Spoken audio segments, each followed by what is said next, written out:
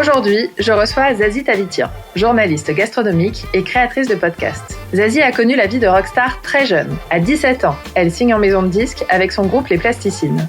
Après le groupe, elle poursuit ses études et se tourne vers la radio et la presse écrite. Entourée de figures féminines inspirantes à France Inter, elle écrit pour Le Fooding, Les Arocs, Time Out, Transfuge, Le Monde. Elle crée aussi des podcasts, Casserole et Dans le ventre, toujours sous l'angle de la nourriture et des rapports sociaux, puis À la recherche de Jeanne, un documentaire intime sur son arrière-arrière-grand-mère déportée, également adapté en bande dessinée. Aujourd'hui, elle jongle entre ses chroniques à France Inter, la pige pour plusieurs médias et l'enseignement. On a parlé de musique, de Roumanie, de bouffe, de transmission, de la précarité du métier de pigiste et de cette phrase qu'elle se répète « Tu ne peux pas ne pas faire quelque chose juste parce que tu as peur ».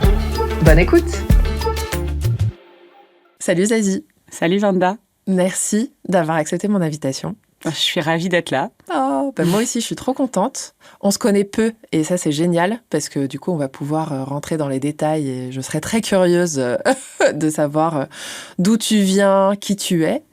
Mais si j'ai voulu t'interviewer aujourd'hui, c'est que moi, je pense que je t'ai découverte dans tes podcasts parce que tu as créé différents podcasts, oui.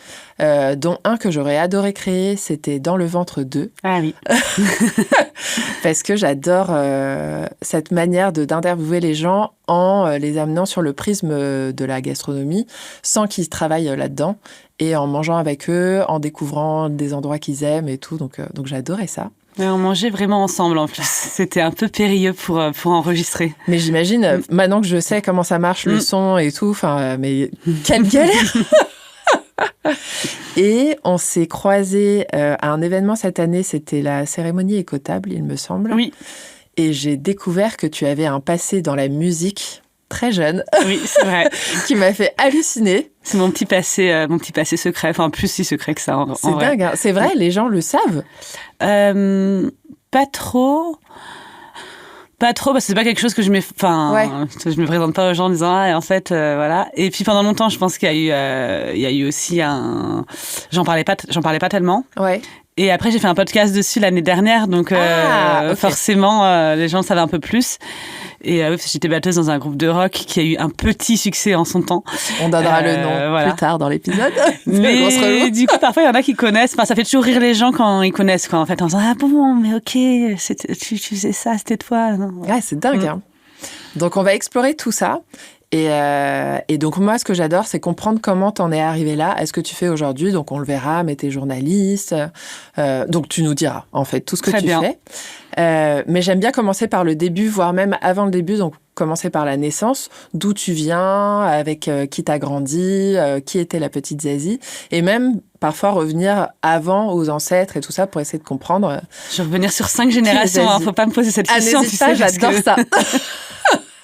Et je sais que tu en as fait un podcast aussi, mais j'adore. Donc, qui était la petite Zazie ? D'où vient-elle ? Alors, la petite Zazie, je suis née à la fin des années 80, 87. Ok. En banlieue parisienne. Où ça ? Dans une ville qui s'appelle Saint-Cyr-l'École. Ok. Donc, c'est la ville peut-être qu'on connaît parce qu'il y a Saint-Cyr, l'école militaire. Ouais. Mais bon, avec leurs pantalons rouges au défilé militaire. Ouais, qui sont vraiment... c'était en fait, le lycée militaire, il était collé à mon lycée public. Ah quoi. Ouais. Il n'y avait aucun lien entre les deux ? Non. En fait, c'est marrant parce que les Saint-Cyriens, c'est des gens qui viennent pour aller dans cette école, mais... Quand tu nais moi je suis née à Saint-Cyr, aucun lien avec cette école militaire, quoi. Ni avec les chevaux, lien. Parce que pour moi c'est très lié à l'équitation. Ah ouais. Ça je sais pas. J'ai pas le souvenir qu'il y avait des chevaux parce qu'on voyait les militaires au gymnase. C'est vrai ? Ouais, monter à la corde et tout. Et nous on était là en train de fumer des joints. On pouvait encore fumer à l'intérieur de lycée à mon époque. Des joints. Une grande passion évidemment.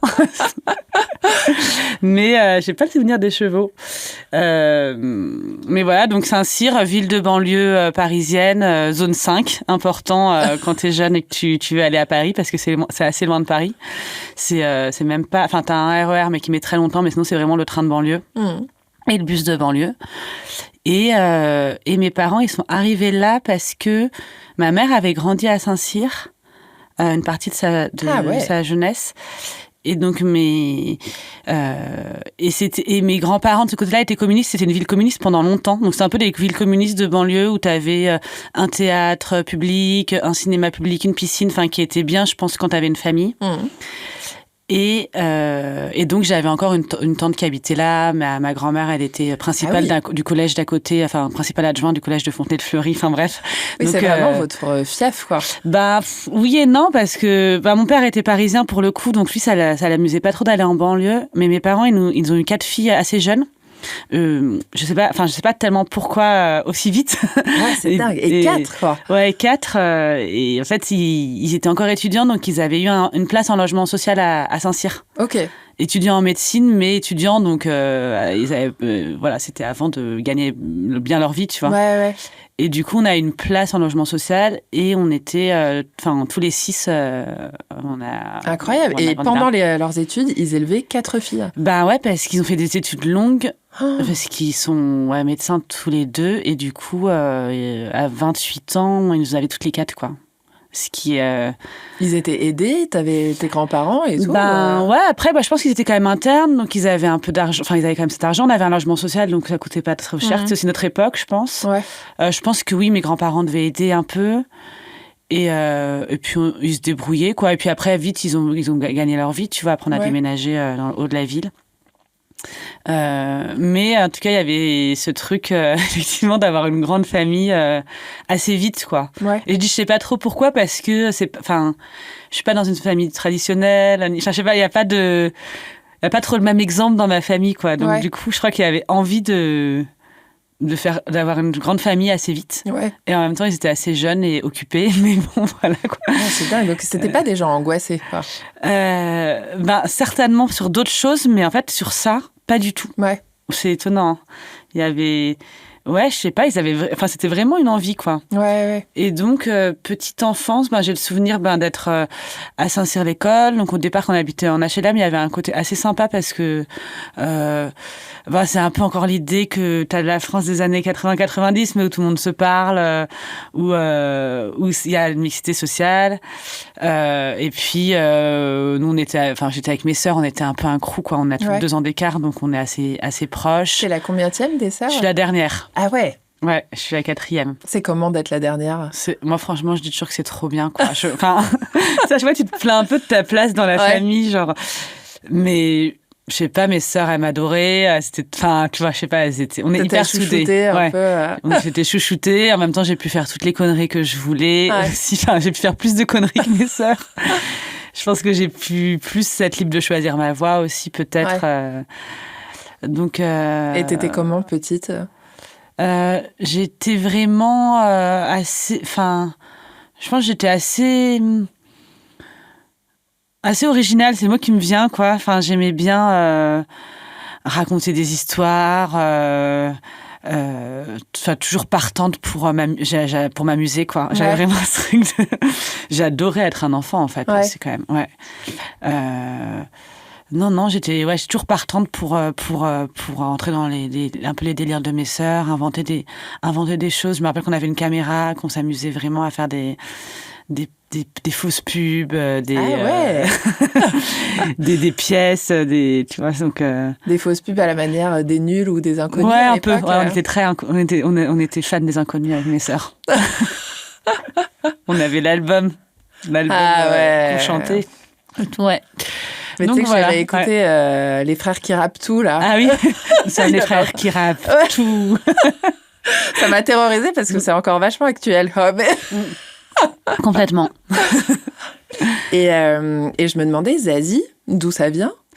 Je pense que j'étais la dernière, donc aussi pareil, se dire on lui donne un prénom un peu original. Je crois qu'il voulait un nom en I, c'est le truc, et que Zazie, c'est Zazie dans le métro, qui est un livre de Raymond Queneau, et qui est aussi après un film de Louis Malle. Il me semble. Oui, c'est ça. Et Zazie, c'est une petite fille qui veut à tout prix qui va à Paris justement voir son oncle Gabriel et qui veut à tout prix prendre le métro, mais le métro est en grève. Et en fait, elle est quand même dans un monde d'adultes qui fait assez peur. En fait, quand on relit le livre ou qu'on voit le film, elle est quand même, il lui arrive des trucs pas forcément très cool. Ah ouais. Enfin, en tout cas, elle s'extirpe de situations un peu compliquées, voilà. Mais c'est une petite fille aussi qui jure tout le temps, qui est assez originale aussi, donc ça collait bien. Enfin, je sais pas si je me suis collée à à ça, tu vois, mais je pense que j'avais un côté Zazie. Elle a les cheveux courts. Je me suis coupé les cheveux comme elle quand j'étais en CM2, une coupe à la garçonne, comme on disait à l'époque. Mais voilà. Non, c'est dingue parce que tes sœurs, s'appellent comment? Ceci dit, elles n'ont pas des prénoms forcément qui étaient très à la mode à l'époque non plus, parce que ma grande sœur s'appelle Suzanne. Ah ouais. Maintenant, il y en a plein, mais à l'époque, c'était vraiment un peu le nom, ça faisait vraiment grand-mère, quoi. Chloé, qui aussi était pas tant à la mode que ça, et Marguerite, parce qu'ils voulaient un nom de fleur, donc ils avaient hésité, je crois, avec Lila et Marguerite. C'est trop mignon. Voilà.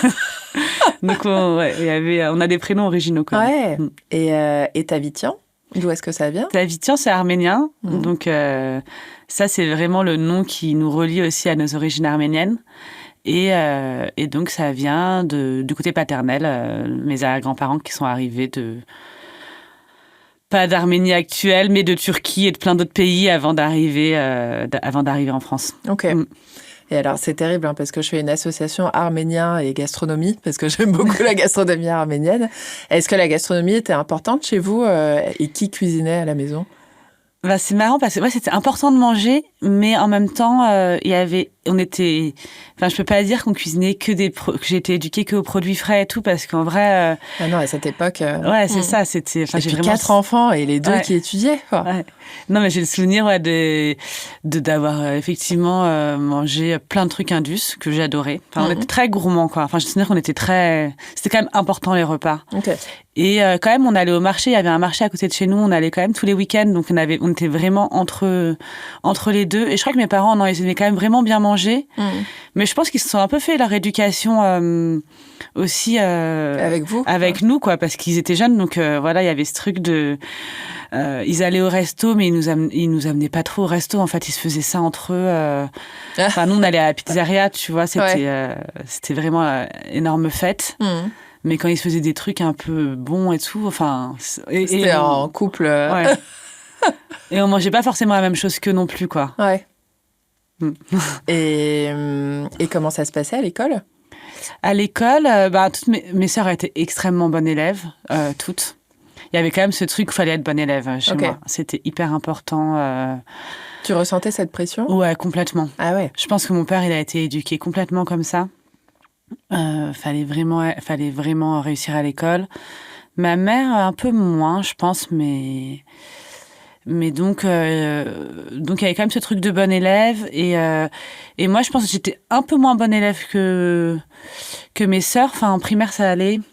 Enfin, j'avais pas tellement de difficultés, mais moi, c'était un peu le truc où ça m'intéressait. Enfin, je m'ennuyais un peu à l'école, quoi. Donc, après collège, lycée, j'ai vraiment passé in extremis. J'ai l'impression tous les ans, parfois avec ma mère qui venait voir les profs pour me faire passer dans la classe supérieure et tout. J'ai eu mon bac, etc. Voilà, mais j'ai pas été en classe européenne comme mes sœurs. Toi, j'étais quand même pas. Et tu l'as mal vécu? Franchement, en fait, j'étais plein de bonnes intentions à chaque fois, à chaque rentrée scolaire. Et en fait, j'étais vraiment le genre d'élève qui finissait ses devoirs dans les toilettes le matin, tu vois. En fait, vraiment, j'avais envie et tout, mais c'était pas ton truc, quoi. Ouais, c'était pas... Enfin, il y avait des matières que j'aimais bien. Et typiquement, écrire des rédactions, j'adorais ça, tu vois, déjà, quand même. Mais d'autres, j'avais pas trop le goût de l'effort, en fait, je crois. Ouais. Oui, puis si ça t'intéresse pas, il y avait pas de raison de travailler dessus, quoi. Oui, c'est ça. Il y avait plein d'autres choses que je préférais faire. Et qu'est-ce que tu faisais en dehors de l'école qui te faisait plaisir? Par contre, je lisais énormément. J'ai toujours eu ce truc de beaucoup lire. Et donc, c'est ça aussi qui fait que... Enfin, on était quand même dans une famille assez intello, quoi. Donc, je pense qu'il y a le côté où... Et puis, on avait accès vachement à la culture, aux livres, tu vois. Donc, il y a quand même un truc où même si à l'école, tu vois, il y a quand même un truc où j'étais privilégiée d'un certain côté parce qu'on avait ça à la maison. Et donc j'adorais jouer, en fait. Enfin, c'est trop beau. J'adorais jouer, genre aller jouer dans la rue. Après, on habitait dans... Enfin, déjà, en bas de la ville, on allait tout le temps jouer. Il y avait un parc en bas, donc on avait vachement joué entre enfants. Et après, dans le haut, on était dans une rue, et donc on avait tout le temps joué dans la rue. Je sais pas, on faisait du roller, on faisait. Tu vois, et j'adorais lire aussi. Et ça, j'adorais lire. Je me rappelle que vraiment, je rallumais la lumière le soir pour continuer à lire, et je lisais vraiment plein de trucs, tout ce qui me tombait sous la main, parfois des trucs pas de mon âge. Ah ouais. Beaucoup de trucs de mon âge aussi, tu vois. Mais ouais, de tout, des romans, des bios, des BD aussi. Ouais, beaucoup de romans. En fait, j'étais vraiment, j'ai toujours eu ce truc-là, et je l'ai toujours vraiment vraiment le romanesque, c'est mon truc, quoi. Et des BD aussi. Il y avait pas. En fait, mes parents, ils faisaient pas tellement de tri entre. Enfin, il y avait pas un truc qu'il fallait lire ou non, tu vois. Ils nous laissaient vachement libres, et on allait à la bibliothèque tous les samedis. Donc c'était près du marché. Donc et il y avait des trucs où on choisissait nos piles de livres pour la semaine, tu vois. Et...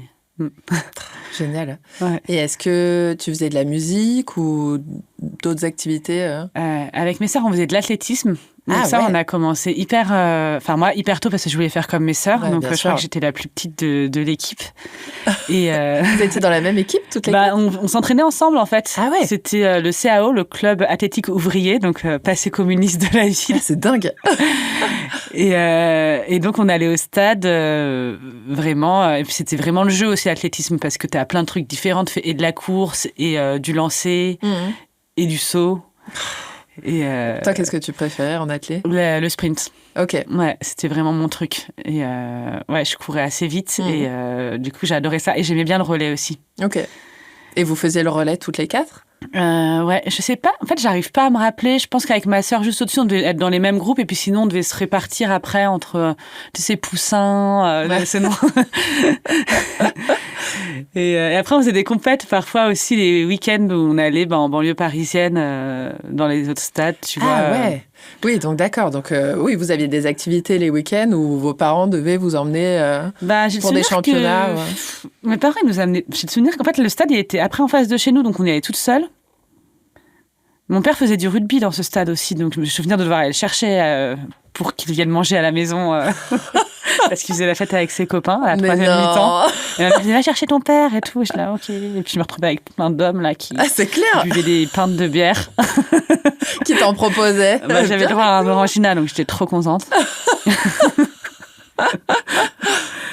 Mais du coup, c'était des trucs, on prenait le bus et on y allait. Les compètes, j'ai ce souvenir-là qu'on prenait un bus. Ok, oui, parce que on en connaît beaucoup justement. C'est une grosse contrainte d'emmener en compète partout en France et tout ça, que les parents se dédient vraiment à ça. Ouais. Après, on était, on était un peu mollo, quoi. On allait à des compètes de temps en temps, mais on n'avait pas comme ambition de devenir athlète, quoi.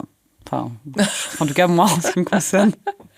Et justement, au lycée, est-ce que tu savais ce que tu voulais faire? Tu passes le bac et tu savais où aller ensuite? En fait, j'ai souvenir en troisième d'avoir fait un test d'orientation parce que j'étais un peu paumée. J'ai quand même une période, quatrième, troisième, je savais pas trop. Et j'avais... il m'avait proposé chauffeur de taxi. Mais non. Ah ouais, c'est original. Très étonnant. Là, je viens d'avoir mon permis, donc bon. Ah, tu venais de l'avoir? Ouais. Non, je viens de l'avoir là, donc je veux dire, j'ai mis du temps. Je sais pas. Parce que je me dis, bon, tu as eu la conduite accompagnée, ils se sont dit, bon, bah.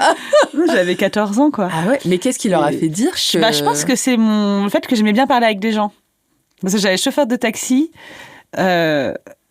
publicitaire et journaliste, je crois, quand même, dans les trois. Bon, ça va, ils se sont pas complètement plantés. Non, c'était pas planté complètement.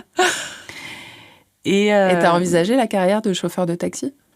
Non, mais je trouvais ça cool quand même. J'avoue que transporter des gens et rencontrer toutes sortes de personnes. Mais après, maintenant, j'ai plus une vision des taxis, tu sais, dans les films des années 80, tu vois. T'as les Uber où les gens se font complètement précariser, quoi. Mais bon, bref, et du coup, j'étais un peu paumée et je me rappelle que j'avais quand même été j'ai un souvenir où j'avais été toute seule à un salon des métiers où j'avais quand même pris, il me semble, une documentation sur école hôtelière, tu vois. Donc j'avais quand même ce truc. Mais en vrai, quand j'y pense, mais c'était un moment où, je pense, je sais pas, ça se passait un peu moins bien à la maison et tout. Donc j'ai le souvenir que j'étais un peu seule, quoi, à réfléchir à ce que je voulais faire. T'en parlais pas même avec tes sœurs? Ben, je me rappelle pas très bien, en fait, de cette période. Et en fait, dans ma famille, il y avait quand même un truc... on faisait un bac général, quoi, tu vois. Enfin, franchement... Oui, et puis surtout à cette époque, quoi, on parlait pas d'autre chose. Ouais. J'avais un peu regardé aussi pour faire une session cinéma.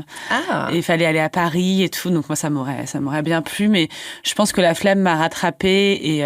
Et du coup, j'ai été juste au lycée du coin, quoi. Enfin, j'étais au lycée qui était à 20 minutes à pied, en fait.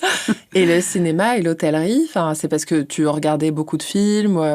Est-ce que tu cuisinais à la maison Ouais, on cuisinait quand même pas mal à la maison avec mes sœurs parce qu'on se faisait souvent à manger toute seule. Bon, après, c'était cuisiner, parfois c'était juste réchauffer des buns McCain, tu vois. Mais on aimait bien manger. Et puis, je dis souvent on quand je parle de... Je me rends compte quand je parle de moi, c'est terrible. Mais en tout cas, j'aimais bien manger. Et puis, non, je réfléchis, on faisait pas mal de pâtisseries, ce genre de trucs, tu vois, ça on aimait bien les week-ends. Mais on était assez, enfin, on savait faire à manger, quoi, assez tôt, en fait. Je crois que... Et vous avez appris entre vous, c'est pas forcément tes parents? Ouais, oui. Après, ils nous mettaient vachement, on devait vachement participer, tu vois, donc je sais que, enfin, je sais pas, des trucs un peu bêtes, mais les œufs au plat, les pâtes, faire même des frites. Enfin, on savait faire, je pense, assez tôt, quoi. Et ça te plaisait de mettre la main à la pâte? Ouais, j'aimais bien. En fait, j'aimais bien manger. Et puis, j'ai découvert, quand j'ai découvert que c'était un truc assez bête, mais que pour bien manger, tu pouvais te faire à manger. Enfin, à un moment donné, on rentrait du collège avec une de mes sœurs, Chloé, là. Et on se mettait dans la cuisine, on se faisait un repas avant le repas. Donc, genre, à 16h30, on mangeait, on se faisait des frites, on se faisait des sandwichs et tout. On était affamés, l'adolescence, quoi. Bien sûr. Donc, donc il y avait ce truc-là. Et après, le cinéma, je sais pas, je pense que on aimait bien regarder des films. Et en fait, je crois que j'avais un peu envie d'un truc qui me sortait, que j'imaginais me sortir un peu du scolaire, quoi. Ouais. Et du parcours général. Le truc un peu passif de l'école qui, moi, me plaisait moins. En fait, j'aimais bien participer aussi. Ouais. Et d'avoir peut-être une carrière un peu plus originale. Mais je pense que je pensais pas en termes de carrière à ce moment-là. Ouais, oui, bien sûr. Ouais. Franchement, je savais pas. Ouais. Je savais pas trop ce que j'allais faire. Et après, j'ai eu un groupe de musique en seconde. Donc, comment ça est arrivé? Tu faisais de la musique depuis longtemps? Non. J'avais fait de la guitare quand j'étais plus jeune. Mais bon, pareil, on avait des cours de solfège et je détestais ça. Ouais. Qui a aimé les cours de solfège, sérieusement? Bah, écoute, ma sœur Marguerite, qui était vraiment la bonne élève et tout, elle était beaucoup plus douée que moi en cours de solfège. Et moi, j'ai quand même passé, je pense, 2 ou 3 ans à aller aux toilettes pendant la clé de fa parce que j'ai jamais appris. Donc, et la clé d'ut, t'as fait comment, là? Bah, je sais pas. Et j'ai très bien le souvenir d'être dans des toilettes et de tuer des fourmis. J'attendais 10 minutes et je me disais, c'est bon, ça doit être la fin de la clé de fa et tout. Je revenais, quoi. Et ils ont jamais remarqué? Bah, je sais pas, je pense qu'ils devaient... Je sais pas trop. C'était très astucieux, en tout cas. Ouais, franchement, vraiment malin. Non, et du coup, la musique, j'étais hyper... je faisais de la guitare et en fait, je voulais faire de la batterie déjà, ce qui est marrant, mais il y avait plus de batterie dans mon école de musique, de ma ville. Du coup, j'avais pris la guitare. Il y avait plus de batterie parce que... Il y avait plus de profs qui faisaient. Ah, ok, d'accord. Donc, voilà. Et du coup, j'ai fait de la guitare et... Mais en fait, je crois que moi, je me rêvais déjà, tu sais, pouvoir jouer au coin du feu et tout. Enfin, tout le côté... Je suis sûre qu'il y a d'autres apprentissages maintenant. Ouais. Mais là, c'était vraiment un apprentissage très, très scolaire, encore une fois. C'était au conservatoire ou... Ça doit être le conservatoire de la ville, quoi. Ouais. C'était les cours de la ville. Ouais. Donc, c'était quel type de morceau que tu apprenais? C'était pas, j'imagine, de la pop ou... Non, pas trop. Mais je me rappelle qu'on avait appris Petite Anne Gris et que j'avais convaincu mon prof de CM2 qu'on le joue avec... J'avais une copine de ma classe qui faisait aussi de la guitare et qu'on le joue en fin d'année. En fait, vraiment, je me prenais trop pour une rockstar, quoi. Et j'étais là... Non, mais j'avais ce truc de vouloir jouer, en fait, tout le temps, je pense. Mais dès que, en fait, souvent, tu étais confronté aux règles de, en fait, pour jouer, il faut d'abord maîtriser, travailler. Ouais. Et du coup, moi, cet apprentissage-là, il me convenait pas trop. Ouais. Oui, tu avais cette image de fin, en fait, de où est-ce que ça va t'amener de faire de la guitare et tout, mais ouais. Ouais, ou même, je pense, d'apprendre en s'amusant. Je pense que j'aurais été la parfaite élève dans les écoles Montessori et tout. Ça a été avant des... Enfin, je sais pas, j'ai jamais mis les pieds. Ouais, j'avoue que ça fait rêver. Je suis vraiment un enfant d'école publique. Hein. C'est vraiment mes parents, ils nous auraient jamais mis dans un truc privé. Mais du coup, ouais, c'est... Ouais. Et la batterie, comment est-ce que tu as pu en faire alors ensuite ? J'en ai fait ensuite, donc du coup en seconde. Ok. Je faisais du djembé dans... Ah ouais. Ouais, parce que j'avais une copine la même qui faisait de la guitare avant, Esther. Elle faisait du djembé. Et donc elle m'avait dit viens, c'est cool et tout, donc on faisait du djembé. Donc il y avait un prof de djembé. Ouais, certainement un espèce de rasta blanc qui nous faisait D'où les joints au lycée. Non, voilà, ce cliché, non, j'ai rien dit. Du coup, c'est du djembé, mais c'était une salle de répète où tu avais une batterie et donc je voyais des groupes qui venaient jouer. Ok. Et c'était le même moment où j'écoutais du rock parce que c'était le début des Libertines, Strokes, tous ces groupes donc que moi je kiffais. Et j'avais des copines qui, elles aussi, kiffaient ces groupes-là, mais c'était pas trop le cas dans mon lycée de banlieue. On écoutait plus du rap ou du reggae, tu vois. C'était pas... Okay. Il y avait pas le truc... c'était un peu parisien, ce truc des rockers. Ouais. Et donc, avec ces copines-là, on était à fond dans le rock. On écoutait Placebo aussi au départ, d'ailleurs. Ah, ouais. Peut-être un peu Muse et tout. Et donc, on était à fond dans le rock. On se vivait vraiment comme ça. Et elles jouaient toutes ou Non, personne ne jouait en fait. D'accord. Personne ne jouait. Personne ne jouait, mais c'est le moment où on a commencé à rencontrer des jeunes quand on allait à des concerts, parce qu'on allait à des concerts avec ces filles, donc c'était vraiment notre truc c'est notre point d'orgue de la semaine, quoi. Ouais, c'était vraiment d'aller à un concert. On allait voir les showcases aussi, tu sais, à la Fnac. Ouais. Je sais pas, on est si peut-être parfois on devait un peu sécher les cours pour arriver plus tôt à ces trucs-là et tout, mais on vivait pour ça, quoi. Et vous étiez un groupe de combien de filles ? 3. Ok. J'imaginais 10. Non, on était vraiment 3. Mais c'est génial d'avoir une même passion. Ouais, ça nous a vraiment reliés, quoi. Et à ces concerts, il y avait ces bébés rockers à l'époque, donc ces jeunes qui commençaient à avoir des groupes de rock qu'on rencontrait parce que... je sais pas comment on les a rencontrés, mais parce que devant les concerts, on voyait souvent les mêmes personnes, tu vois.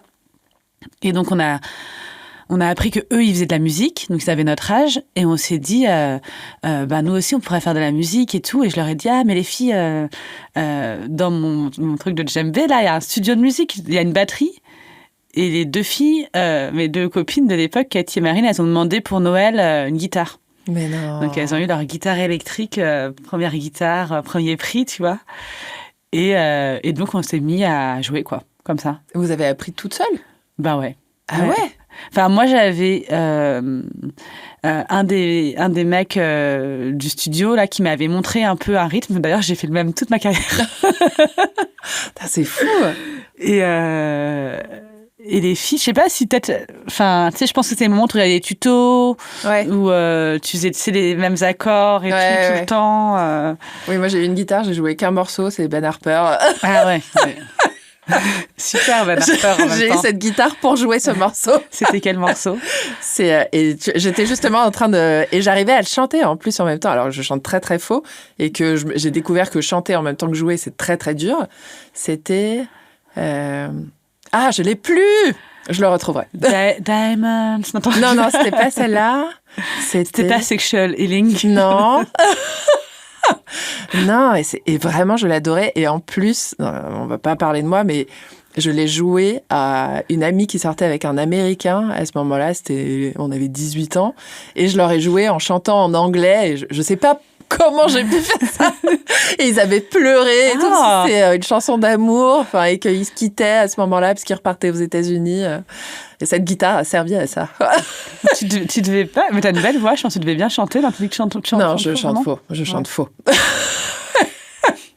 Mais ah oui, non mais dingue. Et c'était quoi ? Parce que je t'ai dit de pas trop taper sur la table parce qu'elle est reliée au micro. Mais ce fameux rythme que t'as joué toute ta carrière, c'était quoi ? Tu fais... Ah, c'est génial. Avec un coup de grosse caisse sur le 1. Donc voilà, je l'ai perdu. Ah, vas-y, je le fais. Attends, est-ce que... Attends, c'est en même temps que C'est ton le un. index? Ah, ok. Alors, faut passer ensemble. Non. On va faire lentement. Là, tu fais en tant que le 3. Ah, pardon. Faut que tu fasses là, en fait. Redis-moi 1. Dans- 1. Non. Attends, il y a combien? 4? 1, 2, 3, 4, ça fait 1, 2, 3, 4, 1. 2.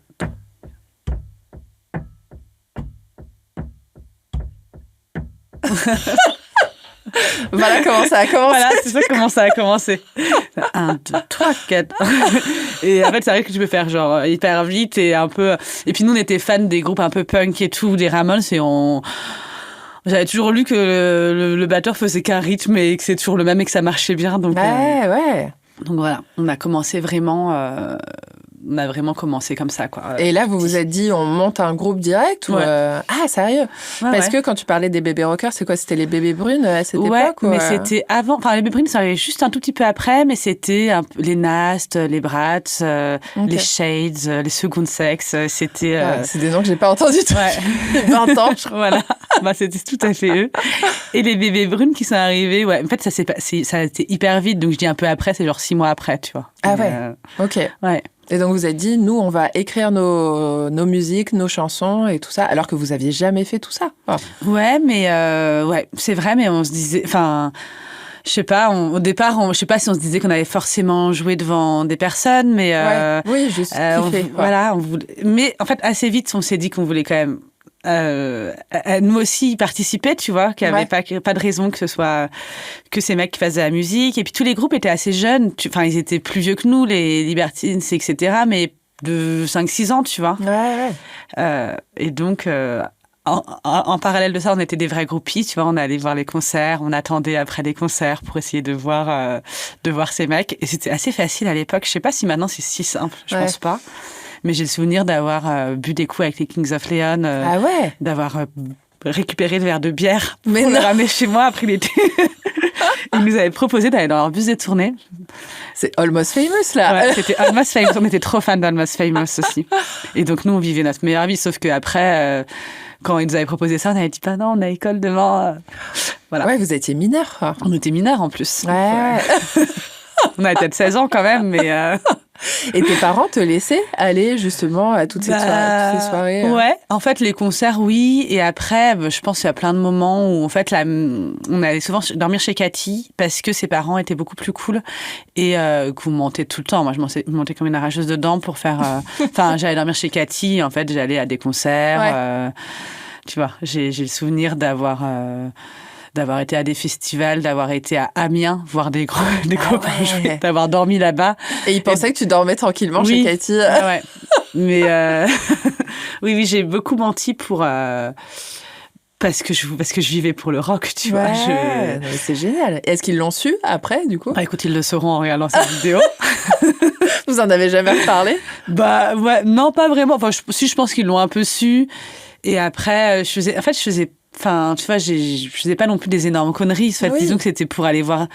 Enfin, quand j'y repense, c'était pour aller voir de la musique. Bien en sûr. plus, je pense à un moment où ça se passait pas méga. Enfin, mes parents, ils étaient pas méga attentifs non plus à ce moment-là, tu vois. Donc, ils peuvent s'en prendre qu'à eux-mêmes. Tu vois, c'était moins facile mon adolescence que ma petite enfance. Donc, du coup, je pense qu'ils calculaient pas trop, en vrai. Et tes sœurs le savaient? Je sais pas, je pense que j'étais assez secrète quand même. Ok. Oui, tu avais besoin de te créer en fait ton univers à toi, parce que c'est vrai que quand tu m'as raconté là toute ton enfance, il y avait beaucoup de on justement et de elle faisait toujours mieux ça, elle était très bonne à l'école et machin et solfège et tout. Donc là finalement tu t'es créé ton truc à toi. C'était la musique, c'était vraiment mon truc à moi, c'est vrai. Et du coup, comment ça, parce que ça a décollé à un moment. Bah en fait, pour moi là c'était vraiment le beau moment parce que du coup on a joué. Donc le premier concert c'était un des groupes qui nous a proposé de faire leur première partie. Donc on était que 3. Après on a une bassiste qui nous a rejoint, mais à l'époque on était que 3. Et on était trop excités. Je me rappelle, on avait été la veille repérer la salle, qui était un bar pour Ave, mais qui était le Rénitas qui est collé à la Flèche d'Or. Ah oui. Mais nous, à l'époque, depuis notre banlieue, ça nous paraissait, tu vois, tout un truc d'y aller. On avait repéré et tout. Et puis après, il avait fallu s'habiller, comment s'habiller, je sais pas, on se faisait des looks avec un peu ce qu'on avait et tout. Qu'est-ce que vous aviez comme look, du coup? Je me rappelle qu'on avait des 501 et qu'on les limait à la lime à ongles pour faire des trous, pour faire rock, quoi. Ok. Et que la mère de Cathy, elle avait plein de Santiago et on faisait toutes du 39. Donc, en fait, on mettait des Santiago aussi. Voilà. Parfois, c'était réussi, mais franchement, enfin, bon, après, c'était... Moi, je me rappelle, j'avais mis des fossiles, je crois, pour ce concert. Je sais pas pourquoi. Mais il y avait un truc du spectacle. Et c'est ça dans le rock aussi. Je trouve que nous, ce qu'on admirait, c'était vachement les groupes, mais c'était leur attitude. C'était aussi le truc de... Tu vois, dans le rock, t'es un peu... t'arrives sur scène et t'as un truc... C'est un personnage, quoi. Ouais, moi, j'aime bien ces groupes-là. Tu vois, quand on voyait des groupes un peu... parce qu'il y avait aussi des groupes qui jouaient dans notre... J'allais dire notre MJ, c'est dans notre trou. Et on les trouve... Enfin, qui arrivaient un peu comme ils étaient au lycée. Et nous, on était là, les mecs, faites un effort, tu vois. Ouais. C'est pas ça. Pour nous, le rock, fallait qu'on soit lookés et tout. Et donc un peu, ouais, ça, des jupes à pois, un peu des collants troués, tu vois, ce genre de trucs, quoi. Un peu. Et là, quand vous êtes arrivé pour votre premier concert, vous aviez combien de morceaux? Dans mon souvenir, on en avait genre 5 qu'on a joué peut-être 2 fois, tu vois. On a dû faire en une demi-heure et tout. Et on avait tout un truc où la batteuse, elle sautait, elle commençait en sautant de la batterie et tout. Et quand j'y pense, on était déchaînés, quoi, parce que je me dis, je n'oserais jamais faire ça maintenant.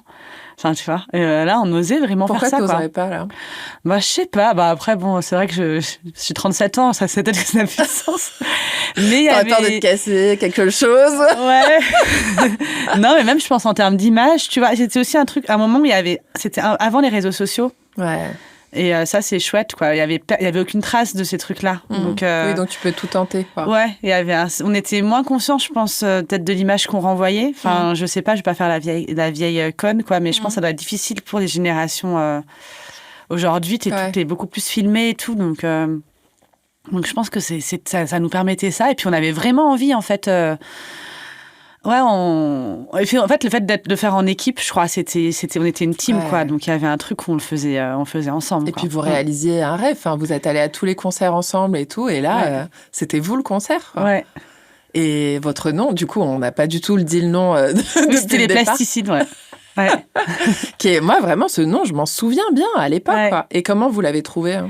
Et on a toujours dit que c'était dans une chanson des Beatles, machin. Et en fait, pas du tout. C'était un titre de Placebo. Mais parce que...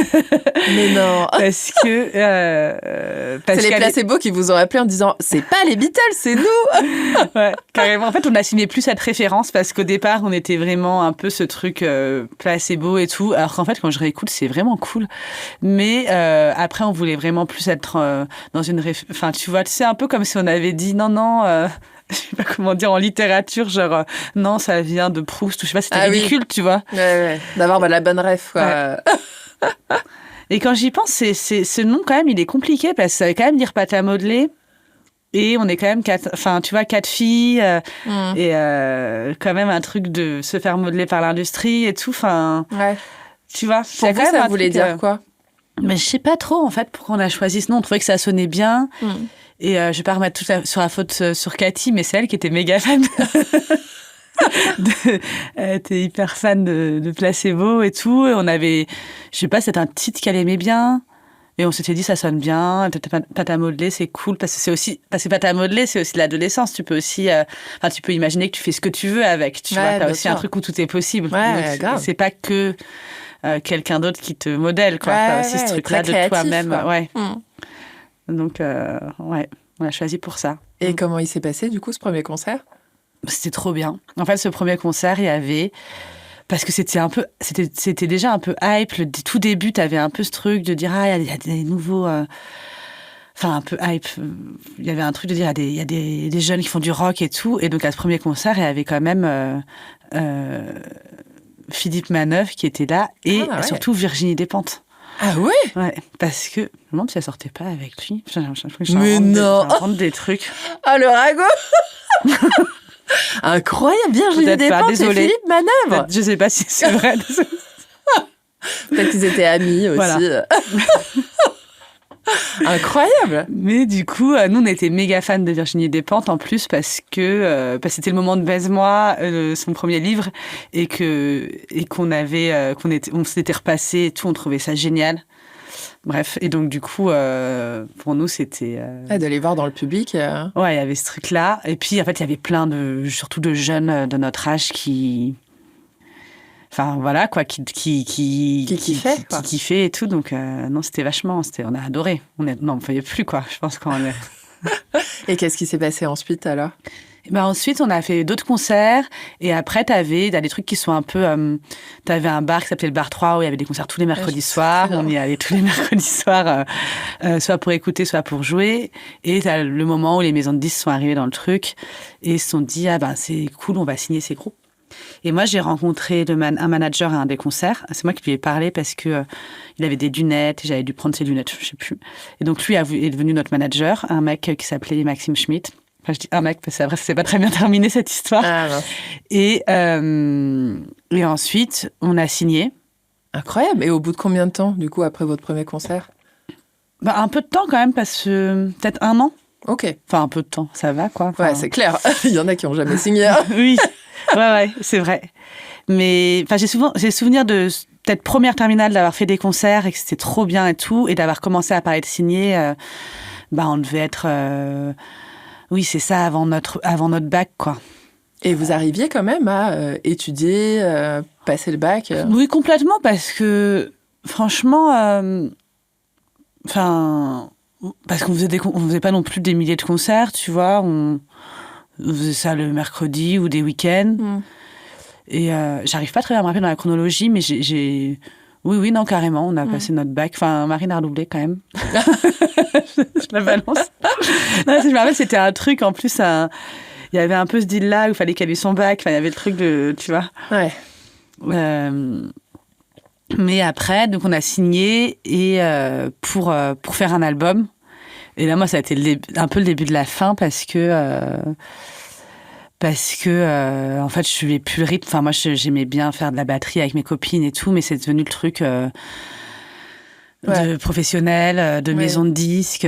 C'est marrant parce que j'ai fait un podcast là-dessus, du coup, l'année dernière. Et c'était hyper intéressant de interviewer tout le monde sur comment ça s'était passé pour eux à cette époque-là, parce qu'il y avait un truc du rêve adolescent, de faire ce qu'on voulait et d'être un peu qui on voulait, confronté au monde adulte où on nous disait... je me souviens que ce manager, par exemple, nous avait dit faut jamais applaudir dans les concerts. Et tout. Ah J'y ouais. repense, je me disais, mais c'est complètement con, en fait. Tu vois, il y avait une espèce de truc de... Des sortes de règles. Des règles à la absurdes, con. ouais. Mais pas que ça, tu vois, on a fait la pochette de notre disque, on nous avait à un moment donné, fait poser toutes les 4 dans des draps. C'était leur idée. C'était leur idée, évidemment. Ce serait jamais dit, tiens, si on se foutait à poil et qu'on me posait dans des draps, ce serait en marrant. plus, vous étiez à poil. Pas à poil, mais tu sais, genre un peu, on est dans des draps, quoi. Donc, j'imagine l'épaule dénudée et tout, quoi. Et je me rappelle Marine, parce qu'elle était vachement consciente du truc. Parce que nous, en fait, on était un peu, pas neuneux, mais on était là, Ok. Tu vois, il n'y avait pas le truc... on avait un truc féministe dans le sens où on avait voulu monter un groupe de filles, que... Voilà, on pouvait répondre quand même parfois et tout, mais je pense qu'une nana aujourd'hui, mais même, je sais pas, elle aurait un manager qui dirait mais non, vous faites pas ça, ou tu vois, elle serait conseillée, ou tu vois, nous on n'était pas du tout conseillés, on était on en parle beaucoup plus maintenant qu'à l'époque. Oui, complètement. Mais du coup, Marine, elle avait fait une crise, je me rappelle, vraiment une crise de larmes, quoi. Elle avait dit, mais je ne veux pas, en fait, il en est hors de question et tout. Parce que tout le monde nous disait, on avait fait la photo en disant, bon, ok, mais c'est pas celle, parce qu'on avait fait plein d'autres, tu vois. Et puis finalement, ils trouvaient que c'était une bonne idée. Et donc, elle avait réussi à dire, non, en fait, c'est hors de question et tout. Mais en fait, on n'aurait même pas dû la faire, cette photo, quand j'y pense.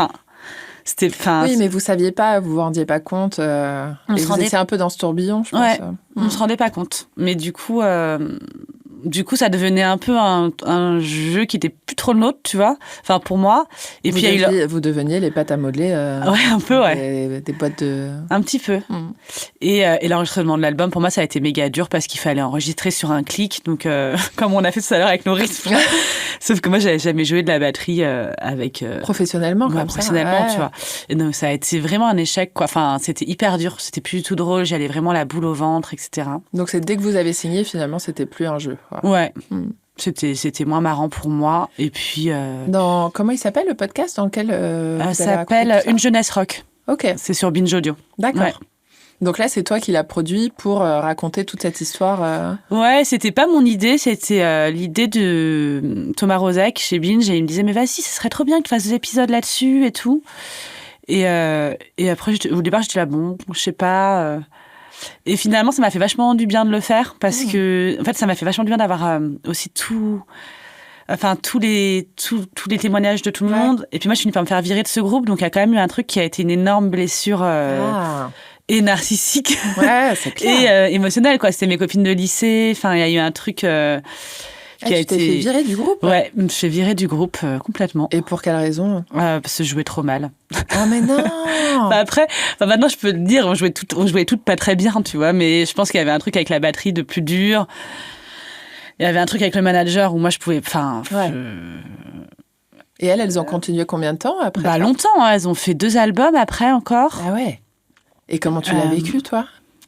En fait, ça a été hyper dur parce que énorme trahison. Et en même temps, tu vois, j'aurais dû me dire énorme trahison, je repars avec la thune de la maison de disques et je fais autre chose. Mais j'étais un peu honteuse, tu vois. T'as aussi un truc où d'un coup, t'es très exposée et t'as pas une vie de rockstar, mais j'avais quand même un peu un truc où on rentrait en boîte comme on voulait, on faisait plein de conneries, on sait pas que ça.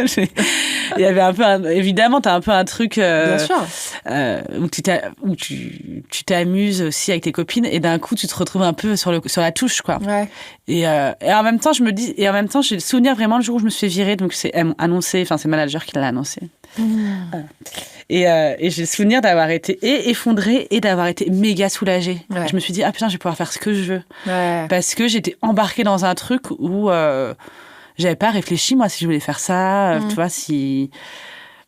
Ouais, je comprends. Donc, j'avais un peu un mélange des deux, quoi. Et est-ce que vous êtes restés amis? À ce moment-là,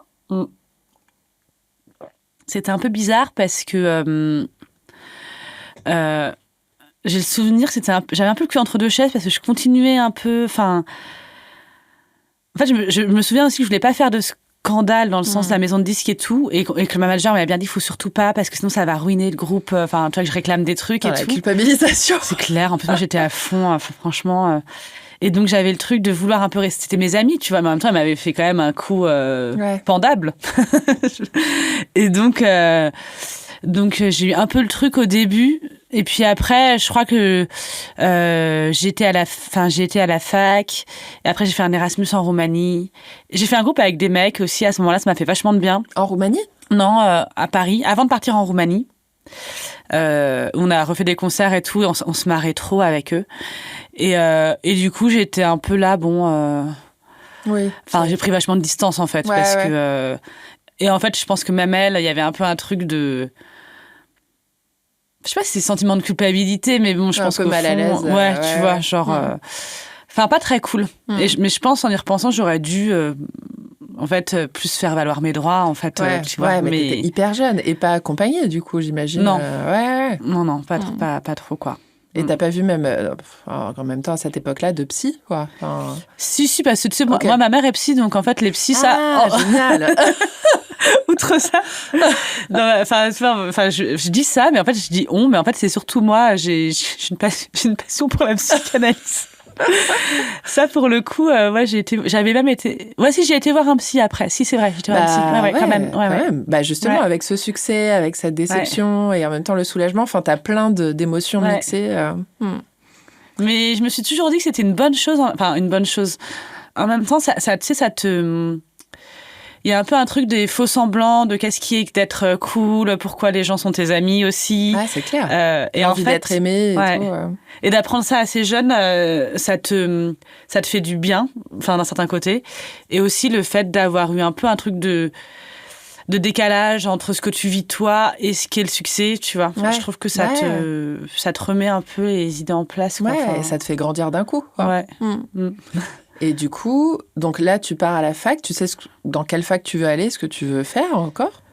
En fait, je m'étais inscrite avant ça en IUT métier du livre. Ok. Donc, j'avais l'année de cette année de post-bac, enfin plasticine, etc. J'étais en IUT métier du livre que j'avais pas très bien suivi parce que Bah, tu m'étonnes. ouais, j'étais même pas là le jour de ma rentrée. Je m'étais pas réveillée, tu vois, parce que t'as eu un concert la veille. on avait joué. J'ai honte de le dire maintenant parce que faut pas m'en vouloir. À cette époque, il n'était pas aussi problématique que maintenant, mais on avait joué pour les 40 ans de Frédéric Becbédé. Mais non. Trop marrant. Et qui avait affrété un bus anglais qui allait d'endroit en endroit. Et puis nous, on avait joué à un endroit où il y avait Dany Briand qui jouait aussi ce soir. Incroyable. Et donc, du coup, j'avais fait la fête, quoi. Je m'étais pas réveillée. Génial. Voilà. Mais du coup, j'étais pas très assidue pour cette UT. Métier du livre, ça correspond à quoi? C'est l'écriture ou à l'édition ou... L'idée, c'est que tu pouvais faire, pour te former, bibliothécaire, libraire et éditeur. Enfin, c'était 2 ans, donc après, en continuant tes études. Ok. Et moi, je m'étais dit, cool, j'adore lire. J'ai pas envie de faire des études trop longues. Ouais. Donc, ça me paraissait bien. Du coup, après l'IUT, qu'est-ce que tu fais? Cette IUT, je l'ai jamais finie en réalité parce que du coup, je me suis embarquée dans ma vie de rockstar. Après, je me suis faite virer. Et donc après, j'ai passé cette fin d'année... je sais pas trop ce que je faisais, la fête, surtout, j'imagine. Ouais. Et puis, je gardais une enfant aussi... régulièrement. Enfin, je travaillais un peu. Donc, tu avais un peu de sous, là, quand même. À cet âge-là, en général, on n'en a pas vraiment. Mais est-ce que tu avais touché déjà quelque chose? Ouais, j'avais eu une avance. Et puis, je travaillais à côté, quoi. Enfin, du coup, je me suis mis à faire du babysitting, je me souviens. J'allais chercher peut-être tous les soirs à l'école, je ne me rappelle plus. Franchement, j'ai un peu un flou, ce moment-là, parce que j'allais plus en cours. Et voilà. Et puis mes parents, ils avaient déménagé à Paris juste après mon bac, donc j'étais d'abord dans la chambre de bonne au-dessus de chez eux. Ah. Et donc en fait tout Paris, c'est pas vrai, mais tous mes potes de banlieue, je dormais jamais toute seule dans cet endroit. On était toujours 2, 3. Il y avait 2 matelas par terre. Enfin, c'était vraiment un squat. Donc j'ai quand même le souvenir d'avoir fait la fête et de gagner un peu des sous. Et voilà, mais bon, je payais pas de loyer. Et puis après, je me suis réinscrite en médiation culturelle à la fac. Ok. Je sais pas, j'avais l'impression que je pense qu'il y avait pas mal de choses différentes. Enfin, tu vois, c'est l'idée de pas trop choisir en fait, mais... Et là, on va en arriver à la bouffe enfin. Parce que... il y a eu déjà des petits morceaux, mais... mais en tout cas, dans ma formation. Et là, j'ai fait un premier stage chez Cuisine TV. Ah, ok. Pour le site web de Cuisine TV, qui consistait à écrire des articles, pas les trucs les plus modernes, tu vois. Je me rappelle que c'était comment faire une table tout en rose pour Noël. Il n'y avait pas que ça, mais... Ouais, mais en même temps, c'était les débuts des sites aussi. Ouais, ouais, c'est dingue. Et j'ai fait mon premier voyage de presse aussi. Mais non. Ouais. Mais pour moi, c'était de la science-fiction, en fait. C'était génial. C'était où? Je me rappelle plus qui était ce pâtissier. C'était un pâtissier alsacien, qui avait une boutique à Paris. Je pourrais retrouver le nom, mais je l'ai plus en tête. Ah, il n'était pas au marché Poncelet? C'était dans les beaux quartiers, dans mon souvenir. Ouais, attends, je crois que je l'ai plus. Bon, peut-être je retrouverai, mais en tout cas, on partait avec d'autres journalistes. Et moi, j'étais pas journaliste, j'étais stagiaire. Franchement, je sais pas, j'avais 21 ans, peut-être, 20 ans. Et donc, on allait en Alsace et on avait été notamment dans un resto étoilé, 3 étoiles, je crois. Ah ouais. Et on avait été chez Christine Ferber qui fait les confitures. Enfin, c'était la folie.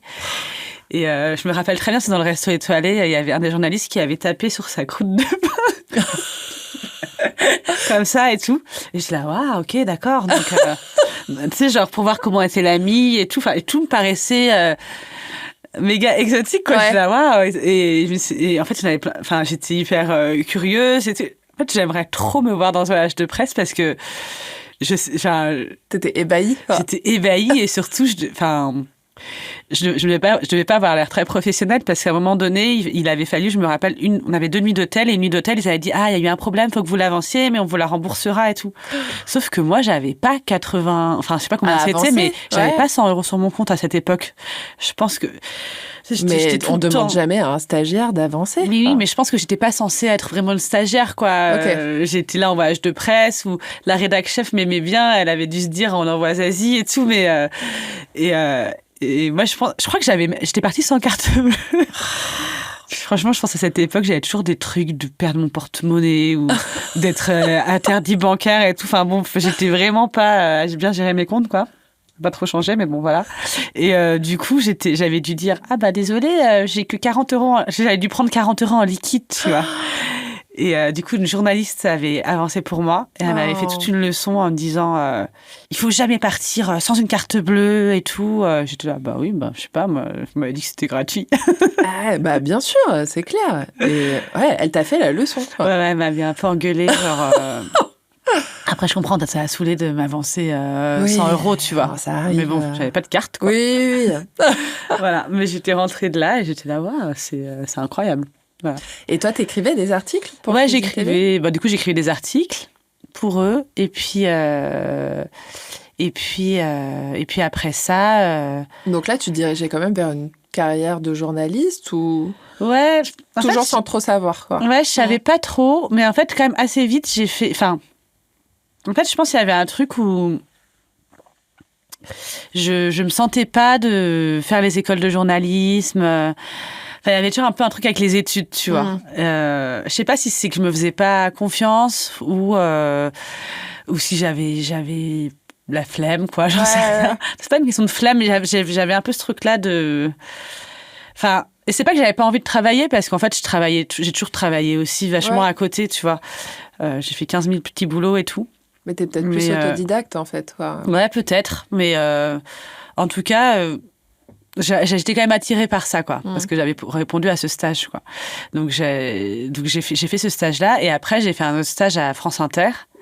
Ah. Et là, c'était pas pour une émission de bouffe, c'était pour Le Fou du Roi de Stéphane Bern. Ah ouais, ça existait déjà? Bah ouais. Il y a 20 ans? Bah, ça existe plus maintenant. Ah, pour moi, ah bon? Ouais, c'était Le Fou du Roi. Ça me dit quelque chose toujours maintenant? Ben, je sais pas, parce que peut-être qu'il fait des trucs avec des rois, toujours.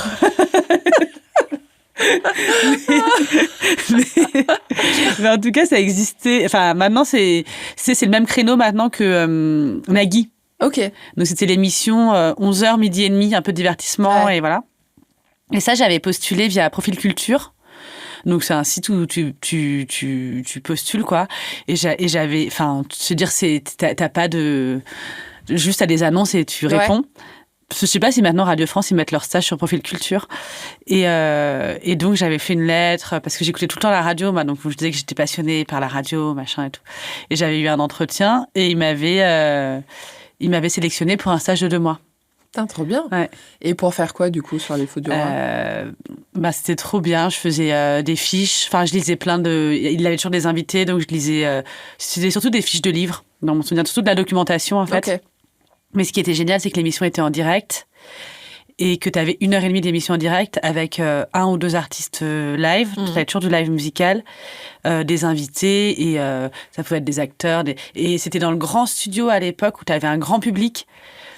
Et donc, pour moi, c'était trop kiffant. C'est clair. En fait, tous les jours, tu voyais une émission en direct. J'étais trop fan, quoi. Hyper excitant, beaucoup d'adrénaline. En fait, ça me fait penser un peu à ce que tu vivais aussi quand tu faisais des concerts, quoi. Ouais, ben, il y avait ce truc-là de... Enfin, moi, ce que j'aimais bien, je crois, c'était de voir le truc se faire très concrètement. Que ton travail, enfin... tu le vois dès le lendemain, son résultat, quoi. Tu avais ce truc-là du temps court que j'aimais bien. Ouais. Putain, génial. Et qu'est-ce qui se passe à la fin de ce stage-là? Et ben, après ce stage, déjà, je suis complètement fan de la radio. Je suis trop fan de la radio. Et là, je pense que j'étais en Master 1. Donc avant ça, j'avais fait un Erasmus en Roumanie qui a été aussi assez important dans ma vie. Et tu parlais roumain ou Non, pas du tout. Ah ouais. Non, mais en fait, personne n'avait demandé ce pays. Moi, je fais toujours des trucs un peu pas à côté, mais tu sais, je me dis, faut avoir une chance de l'avoir, quoi. Donc, comme j'avais pas les meilleurs résultats scolaires, je me suis dit, tout le monde demande l'Espagne. personne n'avait demandé la Roumanie depuis 2 ans, je crois. Oh. Et en plus, ma mère avait fait un voyage en Roumanie à 18 ans, parce que famille communiste et tout. Et donc, elle avait adoré. Elle avait adoré. Enfin, c'était un peu problématique, parce que j'ai lu son cahier, c'est sous Ceausescu, c'est quand même une dictature. Elle est là. Oui, les gens n'ont pas tout ce qu'ils veulent à manger, mais ils sont heureux et tout ça. Bon. Ok. Bon. Mais elle, ça avait été un voyage qui l'avait trop marqué, parce que... elle était partie avec sa meilleure amie, elle était censée rejoindre des jeunes Roumains à qui elle écrivait via un journal communiste et tout. Et en fait, elle s'était partie parce qu'elle les trouvait trop chiants et du coup, elles avaient voyagé toutes les deux et tout. Donc, il y avait cette histoire de ma mère et la Roumanie. Donc, c'est pour ça que j'avais fait ce choix-là et j'ai encore des super bonnes copines de cette époque et tout. Donc, voilà. Et il s'est passé des choses particulières en Roumanie qui t'ont marqué ou... En fait, j'ai pas beaucoup bougé de Paris, moi, finalement. Et du coup, c'était une façon d'être dans un autre pays. Ouais. Et puis, c'était vraiment un autre pays, quoi. C'est-à-dire que c'était effectivement ancien pays communiste j'étais à Bucarest. La vie était quand même... assez dur, quoi, je trouve. J'étais avec des colocs roumains, on n'avait pas la même vie, quoi. Et c'était quand même bien de voir ça. Ouais. Et après, ça m'a marqué parce que j'ai vraiment des souvenirs. On faisait énormément la fête encore là-bas. La vie était pas très chère non plus. Mais et en fait, ça m'a fait passer à autre chose aussi, je pense, après, à la musique et tout. Oui, ça t'a complètement déconnecté. Ouais, ça m'a fait du bien de changer de milieu. Et à cette époque, moi, je me prenais un peu pour une réalisatrice, donc j'avais une caméra et je filmais. J'ai il faudrait que je les regarde. Je n'ai jamais revu ces vidéos. Je filmais plein de jeunes sur qu'est-ce qu'ils pensaient de l'Europe et tout. Je me rappelle. Ah, c'est dingue. Ouais. Et j'ai jamais rien fait de ces vidéos, mais j'avais un peu ce truc-là. Et puis j'avais beaucoup de temps libre parce qu'en fait, j'avais des cours que le soir. Je sais pas, c'était un peu bizarre mon emploi du temps. Et donc, j'ai passé beaucoup de temps à errer. Je lisais beaucoup de livres et j'allais au ciné. Et aussi, je passais beaucoup de temps à manger des soupes de boulettes que j'adorais. Que tu faisais Non, j'allais en fait, tu avais des espèces de restos, quoi, mais où tu mangeais vraiment des soupes. Et c'était des endroits et... il faisait chaud et tu buvais de la bière et tu mangeais des soupes et les gens fumaient. C'était un peu bizarre comme atmosphère, mais j'en garde beaucoup de sensations en fait de cette époque. Et beaucoup de sensations de bouffe aussi. Enfin, la bouffe était très, très importante, quoi. Très réconfortante. Ouais, très réconfortante. Mon estomac commence à gargouiller, mon ventre commence à gargouiller. J'avoue que ça commence à me donner faim aussi.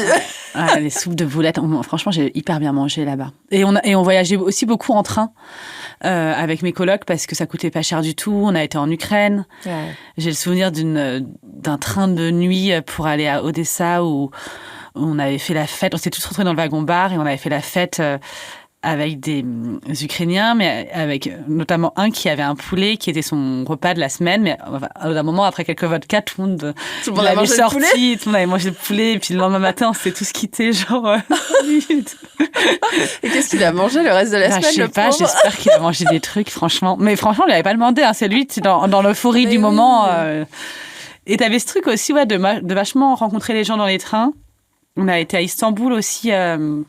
en train. Et en plus, pour moi, c'était aussi assez émouvant parce que comme ma famille vient de là-bas, de longtemps, mais je suis arrivée à Istanbul, je suis là, waouh, c'était la folie, cette ville, quoi. Ouais, c'est dingue. Hein. T'avais encore de la famille Non, toute ma famille, aucune famille est restée en Turquie, Arménie. Enfin, peut-être, je suis pas au courant mais tout le monde a fui. En fait, ils ont fui le génocide. Ouais, bien sûr. Tous en même temps. Enfin, et donc du coup, je crois pas que personne n'est retourné en Arménie. Ouais. Et quand on parlait là, justement des soupes de boulettes qui m'ont donné très envie, tu sais s'il y a des restos roumains à Paris ou en France où on peut manger des bonnes soupes? Ben c'est vrai, c'est une bonne question. Écoute, j'en connais pas. Bon, appel aux chefs qui nous écoutent. J'adorerais en manger. Ouais. Et t'aimerais manger aussi leur sarmalé, là, le chou farci. Ah ouais? C'est trop, trop bon. Un peu, pour moi, c'est des feuilles de chou à farci, un peu comme, que tu manges comme des rouleaux, quoi, un peu. Et que tu peux manger avec de la crème, un piment. Ah oui, Et il y a ça, du piment dans la cuisine roumaine. Dans mon souvenir, t'as un piment. Parce qu'après, j'ai un copain roumain aussi, on en a mangé, on s'amusait, et tu croques dedans, quoi, plus. Ah ouais, Ouais. Mais un piment fort? Ouais, c'est assez, Ou ouais. un piment d'Espelette? Non. Parce que croquer dans peut-être un un peu piment, mariné, tu vois, genre de piment. un peu pickles gros. un Ouais. peu... Mais ça, c'est trop bon, les sarmalés, c'est vraiment délicieux. Et t'as aussi la polenta qui s'appelle mamaliga, qui est faite avec du fromage. Ah, Tu sais, donc tu mélanges polenta, fromage avec les c'est une sorte sarmalés, d'aligot la de crème. polenta, quoi. Ouais, un peu. J'en ai fait une récemment. C'est facile à faire. Ah ouais? Mm. Ah, c'est dingue. Oui, c'est vrai que tu cuisines un peu. Du coup, tu pourrais nous faire un repas roumain. Ouais, c'est vrai. Mais chou farci, ça demande quand même. Ouais. Je me suis jamais vraiment lancée là-dedans, je crois. Ouais, tu m'étonnes, j'adore ça. Pendant le Covid, j'en ai fait une fois. Oui, quand on avait le temps. Ouais. Quand on le prenait, en tout cas. Ouais. Le temps file quand même un peu. Oui, c'est vrai. Faut que j'accélère. Non, pas du tout. Mais c'est vrai que moi, je pourrais m'arrêter sur ce repas pendant 1 heure encore. Donc là, on est au Fou du Roi. Ouais. C'est ça. Hein. Je vais te faire une petite accélération là. On est au Fou du Roi.